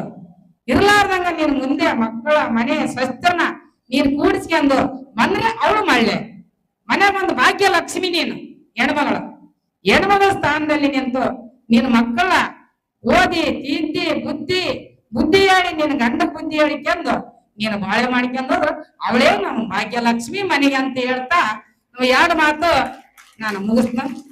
ಜೈ ಭೀಮ್. ನಾವು ಕೊಡ್ತಾ ಇದೀವಿ ಡೇನಲ್ ಸೆಕ್ಷನ್ ಮತ್ತು ನಗರಸಭೆ ಆರೋಗ್ಯ ಇಲಾಖೆಯಿಂದ. ಆಸ್ಮಾ ಗಂಡ ಫಯಾಜ್ ಪ್ರಥಮ ಬಹುಮಾನ. ಅವರು ವೇದಿಕೆಯ ಗಣ್ಯಮಾನ್ಯರು. ನೀವು ಹೋಗಿ ಮಾಯಮ್ಮ ಕೂಡ್ರ, ನಮ್ಮತ್ತೆ ಕೂಡ್ರಿ, ನೀವೊಬ್ರು ಕೂತ್ಕೊಡ್ರಿ. ಯಾರು ಮಾತಾಡ್ಬೇಡ್ರಿ, ನೀವ್ ಯಾರಾದ್ರೂ ಮಾತಾಡಿದ್ರೆ ನನ್ನ ಮಾತುಗಳು ನಿಂತು ಬಿಡ್ತಾವ. ಅಂತಾರಾಷ್ಟ್ರೀಯ ಮಹಿಳಾ ದಿನಾಚರಣೆಯ ಈ ಒಂದು ಕಾರ್ಯಕ್ರಮದ ಅಧ್ಯಕ್ಷತೆಯನ್ನು ವಹಿಸಿರ್ತಕ್ಕಂಥ ಮಾಯಮ್ಮರವರೇ, ವೇದಿಕೆ ಮೇಲೆ ಆಸೀನರಾಗಿರ್ತಕ್ಕಂಥ ಎಲ್ಲ ನನ್ನ ಸಹೋದರಿಯರೇ, ಈ ಒಂದು ಕಾರ್ಯಕ್ರಮಕ್ಕೆ ಬಂದು ಶೋಭೆ ತಂದಿರತಕ್ಕಂಥ ಎಲ್ಲ ನನ್ನ ಅಕ್ಕ ತಂಗಿಯರೇ, ಹಿರಿಯರೇ, ಕಿರಿಯರೇ, ಕರ್ನಾಟಕ ರಾಜ್ಯ ಪೌರಸೇವಾ ನೌಕರರ ಸೇವಾ ಸಂಘದ ಪದಗ್ರಹಣ ಕಾರ್ಯಕ್ರಮ ಫೆಬ್ರವರಿ 28ನೇ ತಾರೀಕು ಗಂಗಾವತಿಯ ಅಮರ್ ಜ್ಯೋತಿ ಫಂಕ್ಷನ್ ಹಾಲ್ನಲ್ಲಿ ನಡೀತು. ಆ ಕಾರ್ಯಕ್ರಮದ ಉದ್ದೇಶ ಗಂಗಾವತಿಯಲ್ಲಿ ಪ್ರಪ್ರಥಮ ನಮ್ಮ ಸಂಘದ ಮಹಿಳಾ ಅಧ್ಯಕ್ಷರಾಗಿ ಈಗ ಅಲ್ಲಿ ಚಿತ್ರದಲ್ಲಿ ಕಾಣ್ತಕ್ಕಂತಹ ಶ್ರೀಮತಿ ಶೈಲಾ ಮೇಡಮ್ ಅವರು ರಾಜ್ಯಾಧ್ಯಕ್ಷರಾಗಿ ಆಯ್ಕೆಯಾಗಿದ್ರು. ಪದಗ್ರಹಣ ಕಾರ್ಯಕ್ರಮ ಗಂಗಾವತಿಯಲ್ಲಿ ನಡೆದಿದ್ದು. ಆ ಒಂದು ಕಾರ್ಯಕ್ರಮದಲ್ಲಿ ನಮ್ಮೆಲ್ಲ ನಗರಸಭೆಯ ಮಹಿಳಾ ಅಧಿಕಾರಿಗಳು, ಪೌರ ಕಾರ್ಮಿಕರು, ಮೊಬೈಲೈಸರ್ಸ್, ಮಾತೆಯರು ಅಂದ್ರೆ ಮಾತಾಡೋದಕ್ಕಷ್ಟೇ ಮಾತೆಯರು ಅನ್ನೋಗಿಲ್ಲಮ್ಮ, ನೀವು ಕೇಳ್ಬೇಕು ಸ್ವಲ್ಪ. ಇಷ್ಟಂತ ನಿಮಗೆ ಅವಕಾಶ ಕೊಟ್ಟಿವಿ, ಆಗ್ಲಿಂದ ಮಾತಾಡ್ರಿ ಅಂದ್ರೆ ಅವ್ರು. ನಿಮ್ಮ ಕಾರ್ಯಕ್ರಮದಲ್ಲಿ ನಾವ್ಯಾಕ ಅಂತ ನಾವು ಬರಲಿಲ್ಲ. ಅಲ್ಲೆಲ್ಲ ನೀವು ಬಹಳ ಉತ್ಸುಕತೆಯಿಂದ ಕಾರ್ಯಕ್ರಮವನ್ನು ನಡೆಸಿಕೊಟ್ರಿ. ಅದೇ ರೀತಿ ನಮ್ಮ ಸಂಘದ ವತಿಯಿಂದ ವಿವಿಧ ಶಾಖೆಗಳಲ್ಲಿ ಮಹಿಳಾ ಒಂದು ಅಂತಾರಾಷ್ಟ್ರೀಯ ಕಾರ್ಯಕ್ರಮ ಏನಿದೆ, ಮಹಿಳಾ ದಿನಾಚರಣೆ, ಇದನ್ನು ಆಚರಣೆ ಮಾಡಿದ್ರು. ಅದರ ಭಾಗವಾಗಿ ನಮ್ಮ ಗಂಗಾವತಿ ನಗರಸಭೆಯ ಅಧಿಕಾರಿಗಳಾಗಿರ್ತಕ್ಕಂಥ ವಿಜಯಲಕ್ಷ್ಮಿ ಮೇಡಮ್ ಅವರು, ಕಾಂತಮ್ಮ ಮೇಡಮ್ ಅವರು, ನಮ್ಮ AE ಆಗಿರ್ತಕ್ಕಂಥ ಆಸ್ಮಾ ಮೇಡಮ್ ಅವರು, ರಾಧಿಕಾ ಮೇಡಮ್ ಅವರು, ಶೋಭಾ ಮೇಡಮ್ ಅವರು ಅಂತವ್ರು ಎಲ್ಲರೂ ಕೂಡಿ ಒಂದು ಕಾರ್ಯಕ್ರಮ ಮಾಡಿದ್ರೆ ಚಂದಿರುತ್ತ ಅನ್ನುವಂಥ ಸಂದೇಶ. ಈ ವಿಷಯವನ್ನು ನಮ್ಮ ಪೌರಾಯುಕ್ತರಲ್ಲಿ ತಿಳಿಸಿದಾಗ ಅವರು ಬಹಳ ಉತ್ಸುಕತೆಯಿಂದ ಮೆಚ್ಚಿ ಈ ಒಂದು ಕಾರ್ಯಕ್ರಮವನ್ನು ಆಯೋಜಿಸಿ, ಈ ಕಾರ್ಯಕ್ರಮದಲ್ಲಿ ಡೇನಲ್ ಯೋಜನೆಗಳು ಒಳಪಡ್ತಕ್ಕಂಥ ಎಲ್ಲ ಮಹಿಳೆಯರು ಕೂಡ ಭಾಗವಹಿಸಬೇಕು, ಪೌರ ಕಾರ್ಮಿಕರು ಕೂಡ ಭಾಗವಹಿಸಬೇಕು, ಎಲ್ಲರೂ ಖುಷಿಯಾಗಿ ಈ ಒಂದು ಅಂತಾರಾಷ್ಟ್ರೀಯ ಮಹಿಳಾ ದಿನಾಚರಣೆಯನ್ನು ಆಚರಣೆ ಮಾಡಬೇಕು ಅನ್ನುವಂಥ ಆಶಯವನ್ನು ವ್ಯಕ್ತಪಡಿಸಿದ್ದೀವಿ. ಇದು ಬಹಳ ದಿನದ ಕಾರ್ಯಕ್ರಮ ಅಲ್ಲ, ನಿನ್ನೆ ಇಷ್ಟೊತ್ತಿನಲ್ಲಿ ಚರ್ಚೆ ಆಗಿತ್ತು, ಇವತ್ತು ಇಷ್ಟೊತ್ತಿಗೆ ಕಾರ್ಯಕ್ರಮ ಮುಗಿಯುವ ಹಂತಕ್ಕೆ ಬಂದಿದೆ. ಈ ಒಂದು ಕಾರ್ಯಕ್ರಮಕ್ಕೆ ಬಂದಿರತಕ್ಕಂಥ ಎಲ್ಲರನ್ನು ಉದ್ದೇಶಿಸಿ ನಮ್ಮ ಯೋಜನೆ ಇತ್ತು ಬರೀ ಮಹಿಳೆಯರಷ್ಟೇ ಕಾರ್ಯಕ್ರಮ ಮಾಡಲಿ ಅಂತೇಳಿ. ನಮ್ಮ ನಗರಸಭೆಯ ಮುಖ್ಯಸ್ಥರಾಗಿರ್ತಕ್ಕಂಥ ಮಾನ್ಯ ವಿರೂಪಾಕ್ಷ ಮೂರ್ತಿ ಸರ್ ಅವರೊಬ್ಬರನ್ನ ಬಿಟ್ಟರೆ ಮಿಕ್ಕಿದರೆ ಯಾರು ನಾವು ಪುರುಷರು ಇದರಲ್ಲಿ ಭಾಗವಹಿಸೋದು ಬೇಡ ಅನ್ನುವಂಥ ನಿರ್ಣಯವನ್ನು ತಗೊಂಡಿದ್ವಿ. ನಮ್ಮ ಶಾಖಾ ಸಂಘದ ಅಧ್ಯಕ್ಷ ವಹೀದ್ ಖಾನ್ ಅವರು ನನಗೆ ಜವಾಬ್ದಾರಿ ಕೊಟ್ಟಿದ್ರು. ಆ ಮಾತೆಯರ ಎಲ್ಲ ಕಾರ್ಯಕ್ರಮವನ್ನು ನೀವು ಕುಂತು ಅಬ್ಸರ್ವ್ ಮಾಡಿ ಅವ್ರಿಗೇನು ಬೇಕು ಸಪೋರ್ಟ್ ಮಾಡಿರಿ ಅಂತೇಳಿ. ಕೊನೆಯವರೆಗೂ ನನ್ನ ಸಪೋರ್ಟ್ ಏನು ತಗೊಳ್ಳಿಲ್ಲ, ನೀವು ಕುಂತಿದ್ದೆ ಅಷ್ಟೇ. ಎಲ್ಲರೂ ಮಾತಾಡಿದ್ರಿ, ಮಾತಾಡ್ಬೇಕಾದ್ರೆ ಭಾಳಷ್ಟು ಜನ ಸುಮ್ಮನಿದ್ರಿ. ಇಡೀ ಈ ಒಂದು ಕಾರ್ಯಕ್ರಮದ ಮುಖ್ಯ ಉದ್ದೇಶ ಮಹಿಳೆಯರ ದಿನಾಚರಣೆ. ಹಲವರು ವಿಧವಾದ ರೀತಿಯಲ್ಲಿ ನಿಮ್ಮ ಸಂತೋಷವನ್ನ, ಮಹಿಳೆಯರ ಹಕ್ಕುಗಳ ಬಗ್ಗೆ, ದಿನಾಚರಣೆಯ ಬಗ್ಗೆ ಮಾತಾಡಿದ್ರಿ. ಅವರೆಲ್ಲರಿಗೂ ಅಭಿನಂದನೆಗಳು. ಅದರ ವಾಸ್ತವವಾಗಿ ಮಹಿಳಾ ದಿನಾಚರಣೆಯ ಬಗ್ಗೆ ಯಾರೋ ಒಬ್ಬ ಮೇಡಮ್ ಬಿಟ್ಟರೆ ಭಾಳಷ್ಟು ಜನ ಅದ್ರ ಬಗ್ಗೆ ಹೆಚ್ಚು ಒತ್ತು ಕೊಡಲಿಲ್ಲ. ಕೊಡಬೇಕಾದಂಥ ಒತ್ತು ನಮ್ಮ ವಿಜಯಲಕ್ಷ್ಮಿ ಮೇಡಮ್ ಅವರು ಮತ್ತು ಇನ್ಯಾರ ಆ ತಾಯಿ ಹೆಸರು ಗೊತ್ತಿಲ್ಲ ನನಗೆ ಮಾತಾಡಿದ್ರಿ. ತಿಳಿಯಬೇಕಾಗಿದ್ದು ಬೇಕಾದಷ್ಟಿದೆ, ಸಾಗರದಷ್ಟಿದೆ. ತಿಳ್ಕೊಂಡಿರೋದಷ್ಟು ಬಗಸಿ ನೀರು ಮಾತ್ರ. ನಾವು ಏನು ತಿಳಿಬೇಕು ಈ ತಾಯಂದ್ರ ಬಗ್ಗೆ, ಸಹೋದರಿಯರಾಗಿ, ತಾಯಿಯಾಗಿ, ಅತ್ತಿಗೆಯಾಗಿ, ಮಗಳಾಗಿ, ಸೊಸೆಯಾಗಿ, ಈ ಥರ ಎಲ್ಲ ವಿಧದ ಅಂಗದಲ್ಲಿ ಮಹಿಳೆಯರು ಸದಾ ನಮ್ಮ ನೆರಳಾಗಿರ್ತಾರೆ ಪುರುಷರಿಗೆ. ಆದರೆ ನಾವು ಅವ್ರಿಗೆ ಕೊಡ್ತಕ್ಕಂಥದ್ದು ಏನು ಅನ್ನುವಂಥದ್ದನ್ನು ನಾವು ಮಹಿಳಾ ದಿನಾಚರಣೆಯಲ್ಲಿ ವಿಚಾರ ಮಾಡಿದ್ರೆ ಅದಕ್ಕೆ ಹೆಚ್ಚು ಅರ್ಥಪೂರ್ಣ ಬರುತ್ತೆ. ಇದು ಬುದ್ಧನ ಕಾಲದಲ್ಲಿ ಗೌತಮ ಬುದ್ಧರವರು ಮಹಿಳೆಯರ ಬಗ್ಗೆ 400ನೇ ಶತಮಾನದಲ್ಲಿ ಪ್ರಶ್ನೆ ಎತ್ತರ, ಅವರಿಗೆ ಸಮಾನತೆ ಬೇಕು ಅನ್ನುವಂಥದ್ದು. ಅದಾದ ನಂತರ ವಿಶ್ವಗುರು ಬಸವಣ್ಣನವರ ಒಂದು ಏನು ವ್ಯವಸ್ಥೆ ಇದೆ, ಪಾರ್ಲಿಮೆಂಟ್ ಏನಾಗಿ ಸ್ಟಾರ್ಟ್ ಆಗಿತ್ತು, ಆ ಪಾರ್ಲಿಮೆಂಟ್ನಲ್ಲಿ ಮಹಿಳೆಯರಿಗೆ ಅವಕಾಶ ಹೆಚ್ಚು ಪ್ರಾತಿನಿಧ್ಯ 12ನೇ ಶತಮಾನದಲ್ಲಿ ಸಿಗುತ್ತೆ. 12ನೇ ಶತಮಾನದಲ್ಲಿ ಬಹಳಷ್ಟು ಶರಣೆಯರ ಹೆಸರನ್ನು ಕೇಳಿದಿರಿ. ಅವರೆಲ್ಲರೂ ಜೊತೆಗೆ ಒಬ್ಬೊಬ್ರು ಒಂದೊಂದು ಆಯ್ದಕ್ಕಿ ಲಕ್ಕಮ್ಮ ಅಂತಿರ್ತಾರೆ.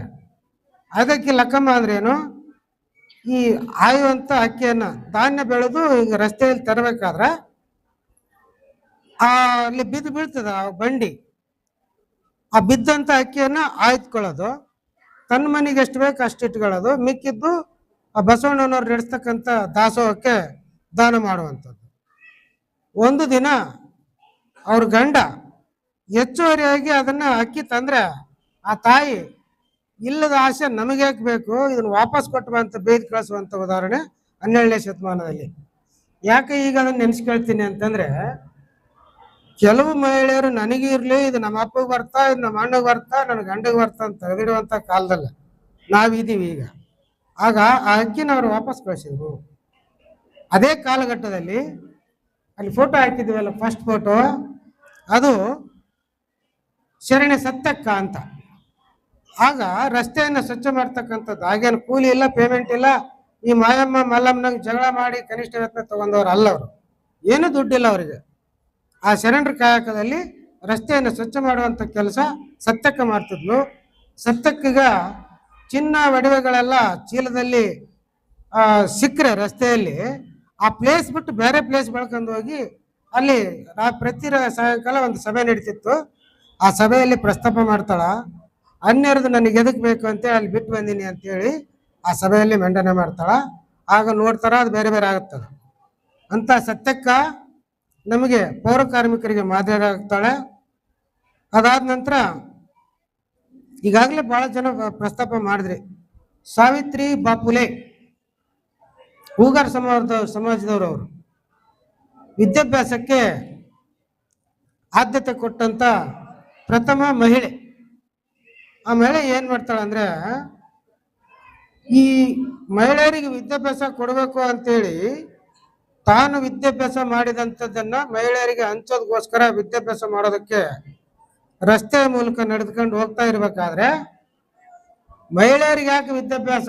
ಅವ್ರ ಮನೆಯಲ್ಲಿ ಇರ್ಬೇಕು, ಅವ್ರು ಅದೇನೋ ಡೇಟ್ ಆದಾಗ ಅವ್ರನ್ನ ಮುಟ್ಸ್ಕೋಬಾರ್ದು, ಅವ್ರು ಹೊರಗಿರ್ಬೇಕು, ಹೆಣ್ಮಕ್ಳ ಬುದ್ಧಿ ಮೊಣಕಾಲ್ ತೆಳಗ, ಅವ್ರಿಗೇನು ಗೊತ್ತಾಗುತ್ತಾ ಅನ್ನುವಂತ ವಾದ ಇರ್ತಕ್ಕಂಥವ್ರ ಎದುರಲ್ಲಿ ಆ ಓಣಿಯಲ್ಲಿ ಹೆಣ್ಮಗಳು ಪಾಸ್ ಆಗ್ತಾ ಇರ್ಬೇಕು. ಆಗ ಆ ಹೆಣ್ಮಗಳು ಬರೋ ಸಮಯವನ್ನೇ ಕಾದು ಎಂಡಿ ಹೊಲಸು ಅಂಥದ್ದೆಲ್ಲ ಒಗೆಯೋದು ಆ ಹೆಣ್ಮಗಳ ಮೇಲೆ. ಅದನ್ನ ಒಗಿಸ್ಕೊಂಡು ಹೋಗಿ ಮತ್ತೆ ಮಹಿಳೆಯರಿಗೆ ವಿದ್ಯಾಭ್ಯಾಸ ಮಾಡಿಸ್ತಾ ಇದ್ವಿ. ಆದ್ರೆ 2 ಸೀರೆ ಹೆಣ್ಮಗಳು ತೊಗೊಂಡು ಹೋಗ್ತಿದ್ವಿ. ಒಂದು ಸೀರೆ ಬ್ಯಾಗ್ನಲ್ಲಿ, ಮತ್ತೊಂದು ಸೀರೆ ಇದರಲ್ಲಿ. ಅಲ್ಲಿ ಹೋಗಿ ಅದನ್ನ ಬಿಚ್ಚಾಕಿ ಇದನ್ನ ತಗೊಂಡು ಮಹಿಳೆಯರಿಗೆ ವಿದ್ಯಾಭ್ಯಾಸ ಮಾಡೋದು. ಒಳ್ಳೆ ಬರುವಾಗ ಮತ್ತೆ ಅದೇನು ಹೊಲಸಾಗಿತ್ತಲ್ಲ ತಿರ್ಗಾ ಒಯ್ತಾರೆ ಅಂತ ಗೊತ್ತಲ್ಲ, ಅದನ್ನ ತಗೊಂಡ್ಬರೋದು. ಅದಕ್ಕೆ ಜ್ಯೋತಿ ಬಾಪುಲೆ ಅವ್ರನ್ನ ನಾವು ಗೌರವಿಸ್ಬೇಕು. ಅವರು ಹೆಂಡತಿಗೆ ಅಷ್ಟು ತೊಂದರೆ ಆದರೂ ಕೂಡ ವಿದ್ಯಾಭ್ಯಾಸಕ್ಕೆ ನಾನಿದ್ದೀನಿ ನೀನು ಹೋಗಂತಂದೇಳಿ ಆ ತಾಯಿಗೆ ಬಿಟ್ಟರು. ಶೇಖ್ ಫಾತಿಮಾ ಅನ್ನುವಂಥವ್ರ ಮನೆ ಬಾಡಿಗೆಯಲ್ಲಿದ್ರು, ಅವ್ರು ಮನೆ ಸಹಿತ ಕೊಡಲಿಲ್ಲ. ಆಗ ಶೇಖ್ ಫಾತಿಮಾ ಅವ್ರ ಮನೆ ಕೊಟ್ಟರು. ಆ ಮನೆಯಲ್ಲಿ ಬಾಡಿಗೆ ಇದ್ದು ಇವರಿಗೆ ಅಲ್ಲಿ ಒಂದು 3-4 ಕಾಲೇಜ್ಗಳನ್ನು ಸ್ಥಾಪನೆ ಮಾಡ್ತಾರೆ. ಆಮೇಲೆ ಜ್ಯೋತಿ ಬಾಪುಲೆ ಅವರು ಆ ಮೊಬೈಲ್ ಸ್ವಲ್ಪ ಸೈಲೆಂಟ್ ಮಾಡಿ, ಈಗೇನು ಪ್ರಸ್ತಾಪ ಮಾಡಿದ್ರಲ್ಲ ವಿಧಿವೆಯರಿಗೆ ವಿವಾಹ ಅಂತೇಳಿ, ಆ ತಾಯಿನೇ ಪ್ರಥಮವಾಗಿ ಮಾಡಿದ್ದು. ಒಬ್ಬ ವಿಧಿವೆಯವರಿಗೆ ಮದುವೆ ಮಾಡಿ ಅವ್ರಿಗೆ ಹುಟ್ಟಿದ ಮಗುವನ್ನ ತನ್ನ ಮಗು ಅಂತ ತಗೊಂಡು ದತ್ತು ತಗೊಂಡು ಆ ಮಗುವನ್ನ ದೊಡ್ಡ ವಿದ್ಯಾಭ್ಯಾಸ ಮಾಡಿಸಿ 4 ಶಾಲೆಗಳ ಇನ್ಚಾರ್ಜ್ ಆ ಮನುಷ್ಯ ಕೊಟ್ರೆ ಇವತ್ತು 4 ಶಾಲೆಗಳು ಚಾಲನೆಯಲ್ಲಿದ್ದಾವೆ. ಅಲ್ಲಿ ಮಹಿಳೆಯರೇ ಅಧಿಕಾರಿಗಳು. ತಾನೇನು ಓದಿಸಿದ್ಲು ಅವರೇ ಅಲ್ಲಿ ಪ್ರಾಂಶುಪಾಲರಾಗಿ ಕೆಲಸ ಮಾಡ್ತಾರೆ. ಇವತ್ತಿಗೂ ಭಾರತ ದೇಶದಲ್ಲಿ ಹೆಮ್ಮೆಯ ಪುತ್ರಿಯಾಗಿ ಮಹಿಳೆಯರ ಆಶಾಕಿರಣವಾಗಿ ಸಾವಿತ್ರಿ ಬಾ ಫುಲೆ ಅವ್ರನ್ನ ನಾವು ನೆನೆಸ್ಕೊಳ್ಳೇಬೇಕು, ಪ್ರತಿಯೊಬ್ಬ ಮಹಿಳೆಯರು ಕೂಡ. ಅದಾದ ನಂತರ ಮಾತಾಡಿದ್ರಿ ಬೇಡ.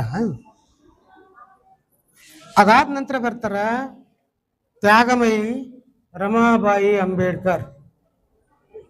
ಯಾಕೆ ತ್ಯಾಗಮಯಿ ಅಂತ ನಾವು ಹೇಳ್ತೀವಿ ಅಂದ್ರೆ, ಬಾಬಾ ಸಾಹೇಬ್ ಅಂಬೇಡ್ಕರ್ ಕೆಲವು ಎಷ್ಟೋ ಸಾರಿ ಎದೆಗುಂದುವಂತ ಸಂದರ್ಭಗಳು ಬಂದಾಗ ಆ ತಾಯಿ ಯಾರು ನಡ್ರಿ ಹೋಗೋಣ ಅದೇನಾಗುತ್ತೆ ನೋಡೇ ಬಿಡೋಣ ಅಂತೇಳಿ ಹೋಗಿ ಬಾಬಾ ಸಾಹೇಬ್ರನ್ನ ಸೇಫ್ ಮಾಡ್ತಾ, ಪ್ರತಿ ಹೆಜ್ಜೆಯಲ್ಲಿ ಸೇಫ್ ಮಾಡ್ತಾ ಇವತ್ತು ವಿಶ್ವಜ್ಞಾನಿ ಆಗೋದಕ್ಕೆ ಆ ತಾಯಿಯ ತ್ಯಾಗವೇ ಕಾರಣ. ರಮಾಬಾಯಿ ಅಂಬೇಡ್ಕರ್ ಅವರು ಅವ್ರ ಕಷ್ಟದಲ್ಲಿದ್ದಾಗ ಧೈರ್ಯ ತುಂಬಿ ಮುನ್ನಡೆಸಿದ್ದಂಥದ್ದು ರಮಾಬಾಯಿ ಅಂಬೇಡ್ಕರ್ ಅವರು. ಅದಾದ ನಂತರ ನೋಡ್ತೀರಿ ಮತ್ತೊಂದು ಫೋಟೋನ, ಈ ದೇಶದ ಪ್ರಥಮ ಪ್ರಜೆ, ಈ ದೇಶದ ಪ್ರಥಮ ಪ್ರಜೆಯಾಗಿ ಯಾರಿದ್ದಾರೆ ಹೇಳ್ರಿ? ಮುರ್ಮು ಮೇಡಮ್ ಅವರು ಅಲ್ವರ. ಇದಾದ್ಮೇಲೆ ಬೇಕಾದಷ್ಟು ಜನ ಹೆಣ್ಮಕ್ಳು ನೀವು ತಗೋಬಹುದು. ಉದಾಹರಣೆಗೆ ಇಂದಿರಾ ಗಾಂಧೀಜಿ ಅವರು ಪ್ರಧಾನಮಂತ್ರಿಯಾಗಿ ದಕ್ಷ ಆಡಳಿತ ಮಾಡಿದ್ರು. ಈಗ ಮೊನ್ನೆ ಗಗನಯಾತ್ರಿ ಹೋಗಿ ಅಲ್ಲಿ ಅಷ್ಟು ದಿನ ಎಷ್ಟು 90 ದಿನ ಎಷ್ಟು ದಿನ ಇದ್ರು ಒಳ್ಳೆ ಬಂದಿಂದ ಹೆಣ್ಮಳಿಗಿನ ಸನ್ಮಾನ ಮಾಡಿಲ್ಲ, ಪುರುಸತ್ ಸಿಕ್ಕಿಲ್ಲ. ಮಹಿಳೆಯರಿಗೆ ಎಲ್ಲೆಲ್ಲಿ ಟ್ರಿಪ್ಸ್ ಆಗ್ತಾವ ಅದನ್ನೆಲ್ಲ ನೀವು ಗಮನಿಸಬೇಕು. ಆ ಉದ್ದೇಶಕ್ಕಾಗಿ ನಾವು ಅಂತಾರಾಷ್ಟ್ರೀಯ ಮಹಿಳಾ ದಿನಾಚರಣೆಯನ್ನ ಮಾಡೋದು. ಪ್ರತಿ ವರ್ಷಕ್ಕೊಂದ್ಸಲ ಇದನ್ನ ನೀವು ವಿಚಾರ ವಿನಿಮಯ ಮಾಡ್ಕೊಂಡು ನಿಮ್ಮಲ್ಲೂ ಕೂಡ ಒಬ್ಬ ರಮಾಬಾಯಿ ಅಂಬೇಡ್ಕರ್ ಅವರು ಇದ್ದಾರೆ, ಶರಣ್ಯ ಸತ್ಯಕ್ಕ ಇದ್ದಾರೆ, ಜ್ಯೋತಿಬಾ ಫುಲೆ ಅವರಿದ್ದಾರೆ. ಬಹುತೇಕ ಹೆಣ್ಮಕ್ಳ ಆದರ್ಶವನ್ನ ನೀವು ಮೈಗೂಡಿಸ್ಕೊಂಡಿದ್ದೀರಿ. ಅದನ್ನ ಹೊರಗೆ ಹಾಕೋದಕ್ಕೆ ಆಗ್ತಾ ಇಲ್ಲ. ಕಾರಣ ಏನಂದ್ರೆ, ನಾವು ಅದೇವಲ್ಲ, ನಾವು ಗಂಡು ಮಕ್ಕಳು ನಮ್ಮ ಮಕ್ಕಳು ಬೆಳಗ್ಗೆ ನಾಷ್ಟ ಮಾಡಿಸಿ ಉಣಸು ತಿನಿಸು ಸಾಲಿಗೆ ಕಳಿಸ್ ಮತ್ವ ಈ ಗಲಾಟೆ ಒಳಗ ನಿಮ್ಮ ಪ್ರಬುದ್ಧತೆ ಏನಿದೆ ಅದು ಕುಂದುತ್ತಾ ಇದೆ. ಕುಂದಿರದಂಗೆ ನೀವೇನಾದರೂ ಸ್ಪಷ್ಟವಾಗಿ ನೀವು ಮನೆಯ ಜವಾಬ್ದಾರಿಯನ್ನ ನಿರ್ವಹಣೆ ಮಾಡುವುದರ ಮೂಲಕ ಒಂದು ದೇಶಕ್ಕಾಗಿ ನನ್ನ ಸೇವೆ ಅಂತ 1 ತಾಸು ನೀವು ದಿನ ಮೀಸಲಿಟ್ರಿ ಅಂದ್ರೆ ನಿಮ್ಮೆಲ್ಲರ ಶ್ರಮ ಅಲ್ಲ. ನೀವು ಮಾತಾಡ್ತಾ ಅಂದ್ರೆ ಮಾತಾಡ್ರಿ, ಮತ್ತೆ ನಾನು ಮುಗಿಸ್ಬಿಡ್ತೀನಿ. ಯಾಕಂದ್ರೆ ಊಟನೂ ಬಂದೈತಿ. ನೀವು ಗಪ್ ಕೇಳ್ಬೇಕಮ್ಮ, ಸ್ವಲ್ಪ ನಾವೇನು ಭಾಳ ತಗೊಂಡಿವೆ, ದಯವಿಟ್ಟು ಸುಮ್ಮನಿರ್ಬೇಕು.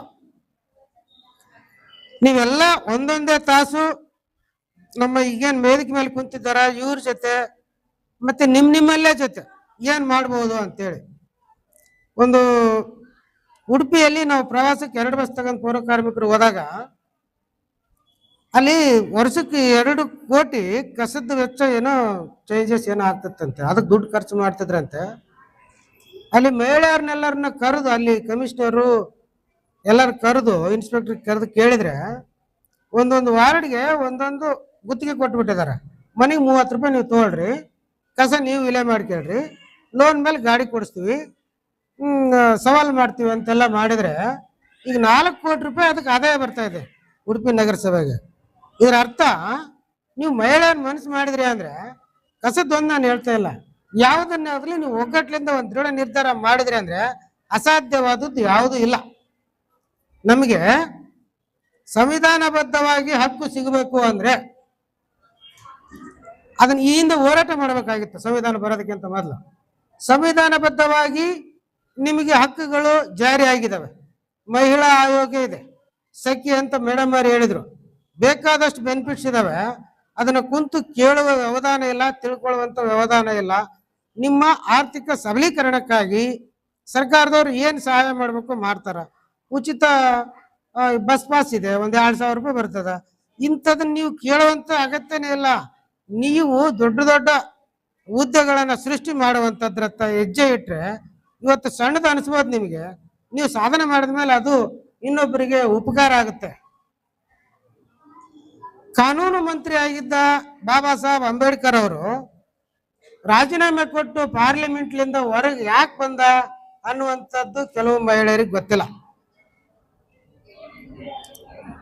ಮಹಿಳೆಯರಿಗಾಗಿ ಮಹಿಳಾ ಹಕ್ಕನ್ನು ಪ್ರತಿಪಾದಿಸಿದ್ದಕ್ಕಾಗಿ ಅಲ್ಲಿ ಅವರ ಒಂದು ವಿಷಯ ಮಂಡನೆಗೆ ಮಾನ್ಯತೆ ಇಲ್ಲದೆ ಇದ್ದರಿಂದ ಮಹಿಳೆಯರಿಗೆ ಸಮಾನತೆ ಇಲ್ಲ ಅಂದಮೇಲೆ ನಾನು ಯಾಕೆ ಮಂತ್ರಿ ಇರ್ಬೇಕಂತೇಳಿ ರಾಜೀನಾಮೆ ಕೊಟ್ಟು ಬಂದಂತ ಏಕೈಕ ವ್ಯಕ್ತಿ ಡಾಕ್ಟರ್ ಬಾಬಾ ಸಾಹೇಬ್ ಅಂಬೇಡ್ಕರ್ ಅವರು. ಮಹಿಳೆಯರಿಗೋಸ್ಕರ ಮಾಡಿದಂಥದ್ದು.